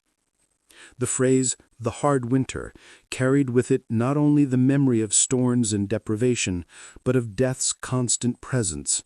To those who survived, the winter was a season of ghosts, neighbors lost in drifts, children taken by illness, animals frozen in fields. It was a reminder that life on the frontier was fragile, and that every season was a gamble with forces beyond human control. And yet, the very act of remembering those losses became part of the prairie's story. Families told their children of the winter, not only to honor the dead, but to teach the living. Death in the snow was tragedy, but it was also testimony. Testimony to the power of nature, to the fragility of life, and to the endurance of those who carried on despite it. The settlers who buried their loved ones that winter carried scars that never healed. But they also carried forward a hard-earned truth. Survival on the frontier was not guaranteed. It was bought with hunger, with cold, and sometimes with lives surrendered to the snow. In the endless drifts of 1880-81, death walked beside them. And yet, so too did courage, endurance, and the stubborn will to live. Amid the relentless storms of 1880-81, as adults struggled with hunger, fuel shortages, and the constant fight against snowdrifts, the youngest settlers faced their own ordeal. For the children of Dakota Territory, the hard winter was not only a season of deprivation, but also a formative experience that left marks lasting a lifetime. Their world, already small in sod houses and wooden cabins, shrank even further under the siege of snow. Childhood, which should have been a time of play and discovery, became a lesson in survival. The blizzards struck hardest at the routines that gave children stability. Schools closed early in the winter, and often remained closed for months. The paths to schoolhouses buried, and the rooms themselves too cold to use. Teachers who boarded with families sometimes stayed on through the storms, but lessons were impossible. For most children, education gave way to survival tasks, fetching water, twisting hay for fuel, gathering snow to melt for drinking, or tending to younger siblings. Their world became the interior of a single crowded room, the outside world glimpsed only through frost-covered windows. Playtime, too, was reshaped by the storm. Outdoor games were impossible during blizzards, and even in calmer days, the snow was so deep and the cold so bitter that time outside was dangerous. Children played indoors instead, inventing games with scraps of wood, rag dolls, or carved toys. Singing songs, telling stories, and reading aloud became essential diversions, a way to occupy restless minds in the monotony of confinement. Yet the shadow of hunger and cold always hovered. A game might distract for an hour, but the next meal, or lack of it, reminded them of the harsh reality pressing in on every side. Hunger weighed especially heavily on children. Their smaller bodies weakened quickly, and their cries for food cut deeply into the hearts of parents. Diaries and oral accounts describe meals shrunk to the barest portions. Children handed a single crust of bread or a thin bowl of porridge to silence their complaints. In many families, adults went hungry so that children could eat a little more. Yet even then, the meals were rarely enough. By February, many children were pale, thin, and listless, their energy sapped by months of insufficient food and constant cold. Parents feared sickness, knowing their children's weakened states left them vulnerable to every cough and fever that circulated through the snowbound homes. And still, children revealed resilience. Many found ways to transform hardship into adventure, at least in moments. Tunnels dug into snowdrifts became imagined caves. Frost patterns on windows became canvases for drawing. Even the monotonous task of twisting hay for fuel could turn into a contest of speed or strength. Their laughter, though rare, became a balm to parents whose spirits faltered. The innocence of childhood did not erase the winter's hardships, but it provided glimmers of light in homes otherwise darkened by despair. Religion and family traditions shaped children's endurance. In many households, hymns were sung nightly, prayers recited before bed, and Bible passages read aloud. These rituals offered rhythm and comfort, anchoring children in faith when daily life seemed adrift.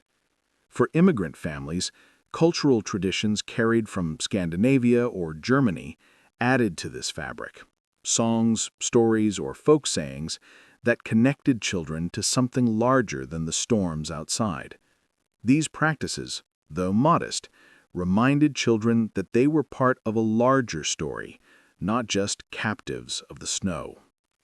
Yet the psychological toll was undeniable. For some, the winter instilled lifelong fears. Survivors later recalled a lasting dread of blizzards, an instinctive panic at the sound of howling wind. Children who had endured nights of shivering beside a dwindling fire never forgot the feeling of cold creeping into their bones. The trauma of seeing siblings or neighbors die in the storm left scars that adulthood never erased. The hard winter created not only a generation of survivors, but a generation marked by memory of what they had endured. Laura Ingalls Wilder's The Long Winter captured some of these realities from a child's perspective. Her family's struggle in De Smet, including the grinding of wheat in a coffee mill to make coarse bread, reflected what many children witnessed. Her account, though shaped by literary style, preserved the essence of childhood in crisis: the hunger, the endless snow, the monotony, and the flashes of resilience. For readers decades later, her story offered a rare glimpse of the hard winter through the eyes of the young. Not all children endured equally. In some households, the strain broke spirits. Quarrels, fear, and silence shaped childhood memories as much as play or laughter. In others, the hardships bound families closer. Children taking pride in helping parents twist hay, fetch water, or care for animals. Siblings leaned on one another, forging bonds of loyalty that lasted long after the snow melted. In either case, the winter shaped their character, teaching lessons of endurance at an age when most children elsewhere in the country were spared such trials. The communal life of towns also revealed children's courage. In De Smet and other settlements, when food and coal ran low, children often joined their parents in lining up at stores or depots, hoping for news of trains that never came. They stood in bitter cold alongside adults, their small faces red with frost, waiting for relief. In church gatherings, when they were possible, children sang hymns with voices thin but clear, adding their strength to the resolve of entire communities. Their presence reminded adults of what was at stake, not just their own survival, but the survival of a generation who would inherit the prairie. Tragedy touched children most deeply. Illnesses that might have been overcome in milder conditions often proved fatal in the cramped, cold homes of the prairie. Pneumonia, scarlet fever, and influenza claimed young lives across the territory. Parents recorded these losses with grief that words could barely capture. Brothers and sisters learned too young what it meant to lose a playmate, a companion in confinement. The frozen ground delayed burials, forcing families to endure the presence of death within their walls until spring. These experiences left impressions that would never fade. And yet, perhaps more than any other group, children represented hope. Their survival meant that the sacrifices of parents, neighbors, and entire communities were not in vain. In later years, those who had been children during the hard winter often became storytellers, carrying forward the memory of what they had endured. Their recollections formed the backbone of the historical record, ensuring that the winter's lessons were not forgotten. By the time spring finally arrived in 1881, children emerged thinner, paler, and quieter than they had been in the fall. But they also emerged alive. They returned to schools, resumed play, and began once more to explore the wide prairie fields as the snow receded. Their laughter returned, though it carried with it the weight of memory. They had been the children of the storm, and the storm had left its mark. In the long arc of history, the hard winter of 1880-81 is remembered as a test of endurance for an entire region. But within that story, the experiences of children stand out as particularly poignant. Their innocence made the hardship more tragic, but their resilience made survival possible. They reminded their parents of what was worth enduring. And in their voices, whether singing hymns in dim cabins, laughing in snow tunnels, or recalling the winter decades later, the human side of the storm lives on. The hard winter did not spare them, but it did shape them. They bore its scars, carried its lessons, and embodied its endurance. To be a child of the storm was to learn too early that life on the frontier was fragile, but also to discover that even in the harshest conditions, the will to live, to play, and to hope could never be fully buried by snow. By March of 1881, the hard winter had stripped away nearly every illusion of safety or control.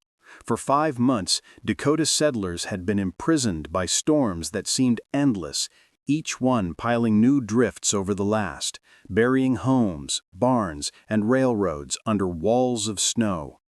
Hunger gnawed constantly, fires sputtered for lack of fuel, and the silence of the rails cut off all hope of relief. Yet even amid these hardships, many settlers had endured with quiet resolve. They rationed, they shared, they prayed. But as the winter dragged into its final months, something inside many families began to break. The combination of cold, hunger, and isolation pushed them to the very limits of endurance. The breaking point had arrived. The physical toll was undeniable. Men who had once been strong from farming now staggered from weakness, their muscles wasted by months of thin rations and exhausting labor. Women, already burdened with care for children and household, found themselves fainting from hunger as they worked to keep fires alive and meals stretched. Children, once resilient, grew listless, their eyes hollow, their play replaced by quiet silence. The human body, so resilient at first, was no longer able to withstand the constant deprivation. Sickness became more common, fevers lingered, coughs turned to pneumonia, and with no doctors to call, many households watched helplessly as illness spread. The psychological strain, however, was even greater. The monotony of storms and the hopelessness of waiting for trains that never came had eroded morale for months. By March, the mental weariness was crushing. Diaries from across the Midwest describe feelings of despair, of being trapped in a season that seemed to have no end. For settlers in Dakota, where conditions were often worse than anywhere else, the despair was magnified.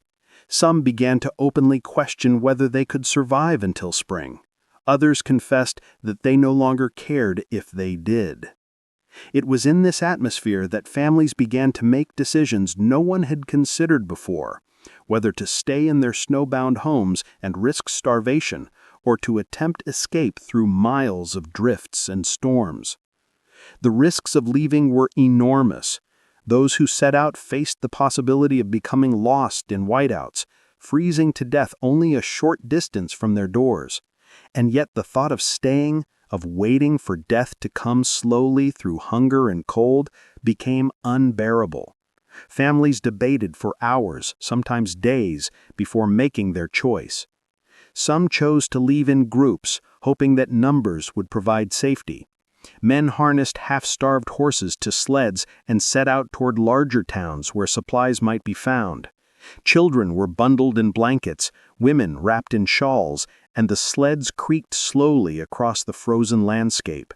Journeys that might have taken hours in summer now stretched into days, the travelers stopping often to dig through drifts or to rest weary animals. Some made it, stumbling into towns where they were received with relief and pity. Others never arrived, their names later listed in grim reports once the snow melted. Some chose not to leave but to fight for survival where they were. These families resolved to endure whatever the storms brought, rationing even more tightly, burning whatever scraps of fuel remained and refusing to surrender their claims. For them, the breaking point meant a deepening of resolve, a refusal to let the prairie defeat them. Yet even this courage carried costs. Families who stayed often did so at the price of health, strength, and sometimes life itself. The breaking point was not only individual but communal. In towns, arguments broke out over the distribution of supplies. Merchants, faced with empty shelves, were accused of hoarding or of raising prices unfairly. Town leaders struggled to maintain order, knowing that desperation could quickly turn to unrest. Yet communities also came together in remarkable ways. Families shared their last potatoes with neighbors, towns organized relief committees, and ministers worked tirelessly to keep morale alive. The breaking point revealed both the best and the worst of human nature. For children, the breaking point often appeared as quiet despair. No longer able to distract themselves with play, they sat silently in corners, too weak or too discouraged to move. Parents watched with fear, knowing that a child's will to endure was as fragile as their bodies. For many adults, the breaking point came in watching their children suffer. Hunger they could bear themselves, but hunger in a child was almost impossible to endure. It was in these moments that families chose to risk escape, driven not by their own needs, but by the cries of their children. The hard winter produced stories of both tragedy and remarkable survival at this breaking point. Newspapers later recorded accounts of families found dead together in their homes, having run out of both food and fuel. Others told of near miraculous rescues, of neighbors discovering half-frozen travelers and carrying them to safety. These stories spread across the prairie, a mixture of warning and encouragement. Each one reminded settlers that survival hung by the thinnest of threads. By late March, a cruel pattern emerged. Thaws would come, raising hope that spring was near, only for another blizzard to sweep across the plains, dashing spirits back into despair. These false springs tested settlers' patience to the limit. Each time the snow melted slightly, families dreamed of trains returning, of mail and supplies arriving, of relief at last.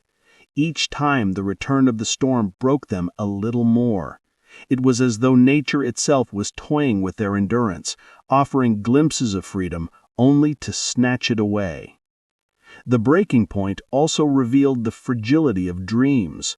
Families who had come west filled with hope for land and independence now questioned their decisions. Was the promise of the Homestead Act worth this suffering? Was the land truly fertile, or was it cursed with winters too cruel for human life? Letters written when the rails finally reopened captured these doubts. Some settlers vowed never to endure another Dakota winter. Others swore that nothing would drive them away, that survival itself had proven their right to the land. The breaking point forced each family to decide not only whether they could endure, but whether they still wanted to.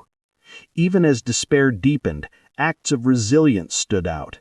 Families created routines to give themselves structure: daily prayers, communal chores, songs sung in the evening. These small rituals became bulwarks against collapse. Neighbors visited when possible, bringing news or simply companionship. Children were given small tasks, not only to help with survival, but to keep their minds engaged.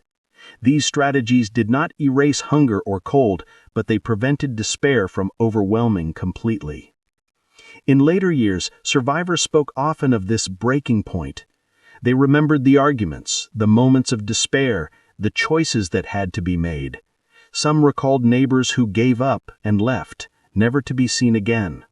Others remembered the strength it took to stay, the stubborn refusal to surrender to the snow. The hard winter, they said, was not just about storms or hunger. It was about the point at which every man, woman, and child had to decide whether they would break or endure. When spring finally arrived in April and May, when the first trains plowed through the mountains of snow and whistles echoed once again across the prairie, the survivors emerged changed. They were gaunt, weary, and scarred, but they had endured their breaking point. Many carried the memory of those who had not, neighbors lost to blizzards, families destroyed by hunger, graves dug into frozen earth.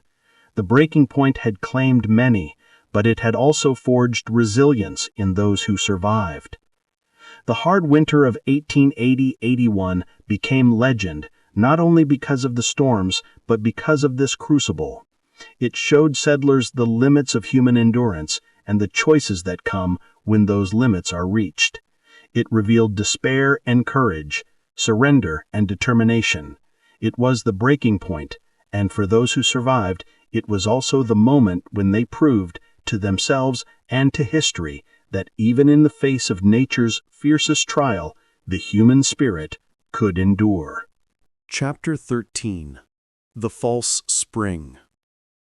Around 2,050 words.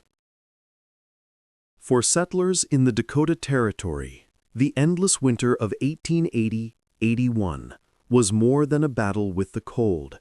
It was a struggle with hope itself. By February, after months of relentless storms, scarce food, and constant hardship, even the faintest signs of change were seized upon as promises of salvation. The first hint of warmth, the sound of dripping water from a roof, the sight of snow softening under a weak sun, all these seemed to signal that spring was on its way. But in truth, these thaws were cruel illusions, false springs that offered comfort only to betray it. The weather patterns of the plains were unpredictable even in the best of times. Warm winds could sweep across the land, melting snow and lifting spirits, only to be followed hours later by another wave of blizzards. For settlers already worn thin by hunger and fatigue, this volatility carried enormous psychological weight. Each thaw became a symbol of deliverance, and each return of the storm felt like a punishment. The cruelty of nature lay not just in its severity, but in its ability to raise hopes and dash them again. The Dakota settlers of 1880 had endured months of snowstorms that buried their homes and blocked the railroads. Fuel was scarce, food scarcer, and isolation nearly complete. By late January, a mild spell brought the first glimmers of relief. Snowbanks softened, wagon ruts briefly reappeared, and some families dared to break through to nearby towns. Men hitched half-starved horses to sleds and ventured out, only to find the slush impassable. Yet still the air smelled different, wet instead of frozen, promising instead of punishing. For children, the thaw was intoxicating. They could hear water dripping from eaves and see patches of ground peeking through. Families opened doors to let in the warmer air, basking in the rare sensation of comfort without smoke-filled rooms or stifling layers of blankets. Farmers walked their land, imagining the season of planting just ahead, daring to believe that the worst had passed. After so many months of unrelenting cold, the thaw felt like a divine gift. But the gift was short-lived. Meteorological records and first-hand accounts describe how quickly the warmth was swept aside. The winds shifted, temperatures plummeted, and storms roared back with renewed fury. Snow filled in every hollow, undoing any progress made by melting. Settlers who had begun to dig out paths to their neighbors saw them swallowed again overnight. Those who had tried to travel in the thaw returned empty-handed, their journeys wasted, their hopes crushed. The disappointment was profound. Each false spring inflicted more damage than the blizzards themselves. The storms were expected. The settlers had braced themselves against them. But the thaws were betrayals, reminders of what life could be like if only nature allowed it. To feel the warmth of the sun on one's skin, only to wake the next day to another wall of snow, was a cruelty beyond endurance. Accounts from Dakota newspapers of the time reflect this emotional toll. Editors who had cautiously written about improving conditions were forced days later to revise their words, reporting renewed hardship and warning readers not to be deceived by temporary changes. Farmers wrote letters describing the despair of being mocked by spring, as one man put it, given a taste of life, only for death to return. The rhythm of hope and despair wore down morale, leaving communities exhausted, not only physically but spiritually. The settlers' relationship with time itself began to fray. Normally, the passage of winter carried milestones: Christmas, New Year's, the gradual lengthening of days, markers that guided people through the season. But in 1880-81, these markers lost meaning. Every thaw suggested the end. Every storm proved it false. By February, many families could no longer keep track of how many storms had passed. Diaries revealed confusion over dates, weeks blending into one another as if the winter itself had become endless repetition. The false springs intensified this disorientation by disrupting the natural rhythm of expectation. Nature's cruelty was not limited to psychology. Each thaw carried practical dangers. Melting snow filled roofs and chimneys with water, which froze again into solid blocks during the next storm. Icicles grew heavy and hazardous. Slush turned to treacherous ice, breaking wagon wheels and injuring livestock. For those who attempted to use the brief warm spells to forage, the risks were high. Softened snow hid holes in streams, leading to injuries and further setbacks. In this way, the false spring became a trap as much as a reprieve. Even the railroads, lifelines for supplies and mail, fell victim to the deception. Crews sent to clear the tracks during thaws worked tirelessly, sometimes managing to push through miles of snow. But just as progress was made, new storms rolled in, erasing their efforts. Reports of trains stranded for weeks at a time illustrate the futility of these cycles. The false spring seemed to mock human effort, reminding settlers that their will and labor meant little against the forces of the prairie. Religious interpretations of the false spring also surfaced. For many deeply Christian settlers, the thaw symbolized deliverance, a sign of God's mercy. When the storms returned, some saw it as divine testing, a trial meant to harden faith. Ministers preached resilience, framing the weather as part of a larger plan, though privately, even clergy recorded their despair. The oscillation between belief in salvation and fear of abandonment reflected the deeper spiritual struggle of the winter. The false spring forced settlers to confront not only their endurance, but their trust in providence itself. Yet, amidst the despair, resilience persisted. Families clung to routines, knowing that surrender to hopelessness could be fatal. Women continued to ration food with meticulous care, stretching dwindling supplies of flour, beans, and dried meat. Men repaired tools, harnesses, and roofs, preparing for the eventual thaw, however delayed. Children were reminded to study when daylight allowed, their lessons keeping alive the promise of future seasons. The false spring may have betrayed them, but the settlers learned to adapt, refusing to let hope itself become their undoing. As February dragged on, the pattern repeated. Thaws tempted, storms crushed, morale wavered. Letters from settlers described the psychological toll vividly. "We are teased by the sun and then punished by the storm," one farmer wrote. "Each thaw is a lie, each storm the truth." These expressions capture the essence of the false spring, not merely weather, but a cycle of raised and shattered expectations. The false springs of 1880-81 also highlight a broader truth about frontier life. Settlers did not merely fight the elements, they lived at their mercy. The prairie was vast, unyielding, and indifferent to human survival. A season of storms could undo years of labor.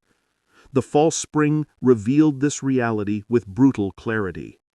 The land gave no guarantees, and those who survived did so not because of certainty, but because of stubborn persistence in uncertainty. By late February, some settlers had abandoned hope of spring altogether. They no longer trusted the warmth, no longer celebrated the sound of dripping water or the sight of melting snow. Instead, they regarded thaws with suspicion, assuming that storms would soon follow. This hardened outlook, while pessimistic, also provided a kind of protection. By refusing to be deceived, settlers conserved their energy and braced for more hardship. In this way, the despair became a tool of survival, a shield against repeated disappointment. Yet even this armor could not erase the longing. Diaries describe settlers standing outside during mild spells, faces turned to the sun, silently praying that this time it might last. The false spring captured something essential about human nature, the inability to stop hoping even when hope is dangerous. That persistence of hope, though often punished, was itself a form of resilience, a refusal to surrender completely to despair. In the larger history of the Dakota winter of 1880-81, By April of 1881, the settlers of Dakota Territory had lived through nearly half a year of blizzards, starvation, and despair. Snow still lay deep across the prairies, drifts piled higher than fences, barns, and sometimes even roofs. But slowly, almost imperceptibly at first, change came. The relentless howling winds softened, the sun climbed higher in the sky, and the bitter edge of cold eased. Water began to drip from eaves, trickling down from roofs into frozen yards. The sound of melting snow, the faintest drops at first, then rivulets and streams, signaled something settlers had long feared might never come: the thaw. For families who had endured months of confinement, the thaw was both a relief and a new trial. As the snow softened, paths re-emerged from beneath drifts, but they were not easily traveled. Mud replaced ice, turning wagon trails into impassable morasses. Streams swollen by meltwater flooded across fields, carrying with them branches, fence rails, and even livestock carcasses that had been buried beneath the snow. Where once the prairie had been locked in stillness, now it moved with water, unpredictable, sometimes dangerous, but alive. The thaw revealed the true devastation of the hard winter. As snow receded, it uncovered what had been hidden for months. Dead livestock, frozen where they had fallen, dotted the fields in numbers too great to ignore. Farmers who once counted their herds with pride now faced staggering losses. Horses, cattle, and sheep, essential to survival on the frontier, lay lifeless, victims of hunger, cold, or suffocation in drifts. These losses were not just economic, but emotional. For many settlers, the death of animals symbolized the collapse of dreams and the crushing fragility of life on the prairie. Human losses, too, were brought to light. Bodies of travelers who had vanished in storms were found as the snow retreated, their forms preserved in ice. Some were discovered only yards from safety, their hands outstretched toward homes they had never reached. Neighbors, who had wondered through the long winter about missing families, now received grim answers. The thaw reopened wounds of grief, forcing settlers to confront the price the hard winter had exacted in human life. And yet the thaw also brought the first genuine hope settlers had felt in months. For the first time since October, children played outside again, splashing in puddles, running across the wet prairie, their voices rising against the silence that had dominated the land. Adults, though still gaunt from hunger, lifted their eyes to the horizon and saw not endless white, but patches of brown earth. The sight of bare ground, of soil exposed after months of burial, became a symbol of survival. It meant planting would soon be possible. It meant that the prairie might still fulfill the promises that had lured families westward. The return of the railroad became the defining moment of the thaw. For months, snow had paralyzed tracks, silenced locomotives, and cut communities off from the outside world.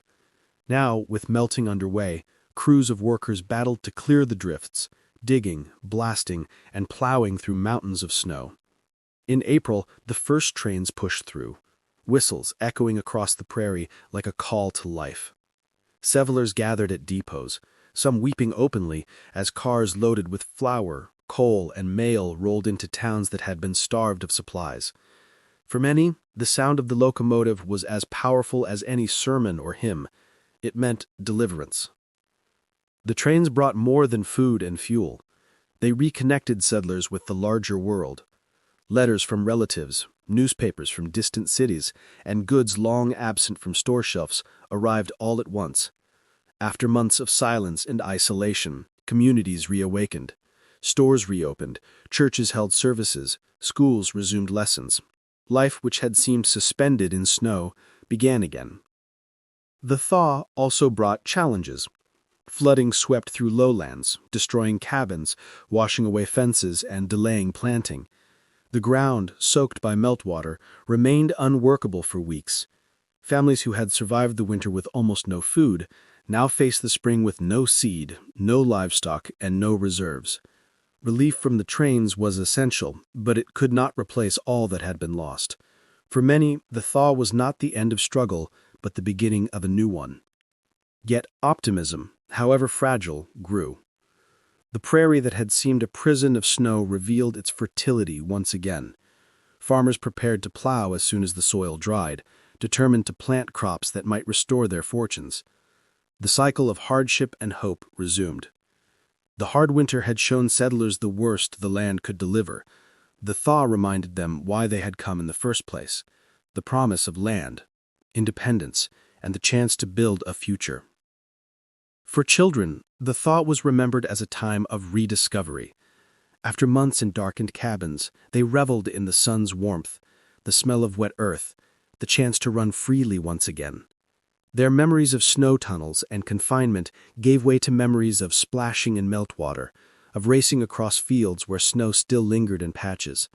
Though the scars of hunger and fear remained, spring brought back joy, however fleeting. The thaw also restored the rhythm of community. Neighbors, once separated by impassable drifts, visited one another again. They shared stories of survival, losses, and small victories. Funerals were held for those who had died, burials finally completed in thawed ground. These gatherings, somber and joyful in equal measure, reinforced the bonds that had carried settlers through. Survival was not just individual, it was communal. The thaw gave space to mourn together, to celebrate together, and to begin rebuilding together. In the decades that followed, survivors often spoke of the thaw as a moment of rebirth. The hard winter became legend, its stories passed down in families and immortalized in accounts like Laura Ingalls Wilder's The Long Winter. But in those stories, the thaw was always the climax, the moment when silence was broken, when despair lifted, and when the land gave back the promise it had so cruelly withheld. The thaw did not erase the memory of suffering, but it gave that suffering meaning. It proved that endurance had not been in vain. The hard winter ended not in triumph, but in survival. Families emerged gaunt and weary, their homes battered, their herds decimated, their spirits scarred. Yet they emerged. They endured what seemed impossible, endured until the thaw brought relief. The sound of water dripping, the sight of bare ground, the whistle of the first train, these became the symbols of victory. Not a victory of conquest, but a victory of endurance, of resilience, of humanity refusing to be buried by snow. The thaw of 1881 marked not only the end of a season, but the beginning of a story that would live for generations. It was the proof that the prairie, as harsh as it could also be survived. And in that survival, settlers found the strength to continue, to rebuild, and to believe once more in the promise of the land. When the last snow of 1881 finally melted and the prairie turned brown, the settlers of Dakota Territory emerged thinner, weaker, and haunted by the ordeal they had endured. The hard winter of 1880-81 was over, but its shadow lingered long after. It was not a season that could be forgotten. For those who lived through it, the memory was etched in the deepest places of the mind. The endless white, the hunger that gnawed at the stomach, the silence of the rails, and the funerals conducted in frozen ground. And as years passed, the winter's legacy grew, shaping not only the lives of survivors, but the very identity of the frontier. In the short term, the memory of that winter served as a warning. Letters sent back east in the months that followed spoke with sobering clarity about the trials of life in Dakota. Friends and relatives were cautioned. The land was fertile, but the winters could be merciless. Some families abandoned their homesteads altogether, unwilling to risk another season like the one they had endured. Others stayed, determined to prove that their survival had not been in vain. The hard winter had tested their resolve, and for many, remaining on the land became an act of defiance, a statement that they would not be driven away. Communities across the region also drew lessons from the experience. Towns that had nearly starved began to lobby more aggressively for stronger railroad connections, demanding that snowplows, better engines, and regular service be prioritized in frontier regions. Railroads themselves studied the failure, recognizing how vulnerable single lines were to storms. In time, new technologies and expanded infrastructure reduced the likelihood of another complete cutoff like the one settlers endured in 1880-81. But the memory of that failure remained sharp, a reminder that progress could be halted by nature in an instant. On a personal level, the survivors carried scars that shaped their lives for decades. Some spoke of the psychological burden, the panic they felt at the sound of wind in winter, the anxiety when supplies grew low, the memories of neighbors who had not survived. Others remembered the communal strength that had carried them through, the neighbor who shared food, the minister who prayed with them in the storm, the families who dug graves side by side. These memories, whether painful or hopeful, became part of the personal histories settlers told to children and grandchildren. The hard winter also entered the collective memory of the frontier.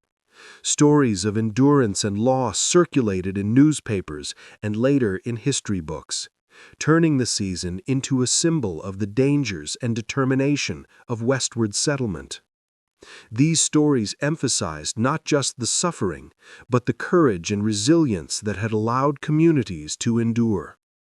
The frontier was a place of hardship, but also of extraordinary perseverance, and the winter of 1880-81 became one of its defining examples. Perhaps the most enduring legacy of the hard winter came through literature. Laura Ingalls Wilder, who had lived through the winter as a young girl in De Smet, transformed her family's experience into The Long Winter, published in 1940.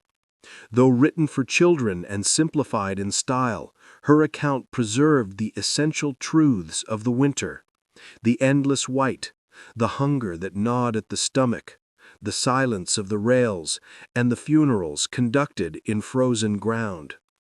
Wilder's work ensured that the hard winter would not fade into obscurity, but instead remain alive in the imagination of generations. Through her words, readers across the world felt a fraction of what Dakota settlers had endured. Historians have since debated Wilder's accuracy, comparing her narrative to newspaper records, diaries, and oral histories. Some details were dramatized, others softened. Yet the spirit of her account, the overwhelming cold, the hunger, the monotony, the courage, matched the truth. Her story did not just record history, it shaped how history was remembered, turning the hard winter into a central episode in the mythos of the American pioneer experience.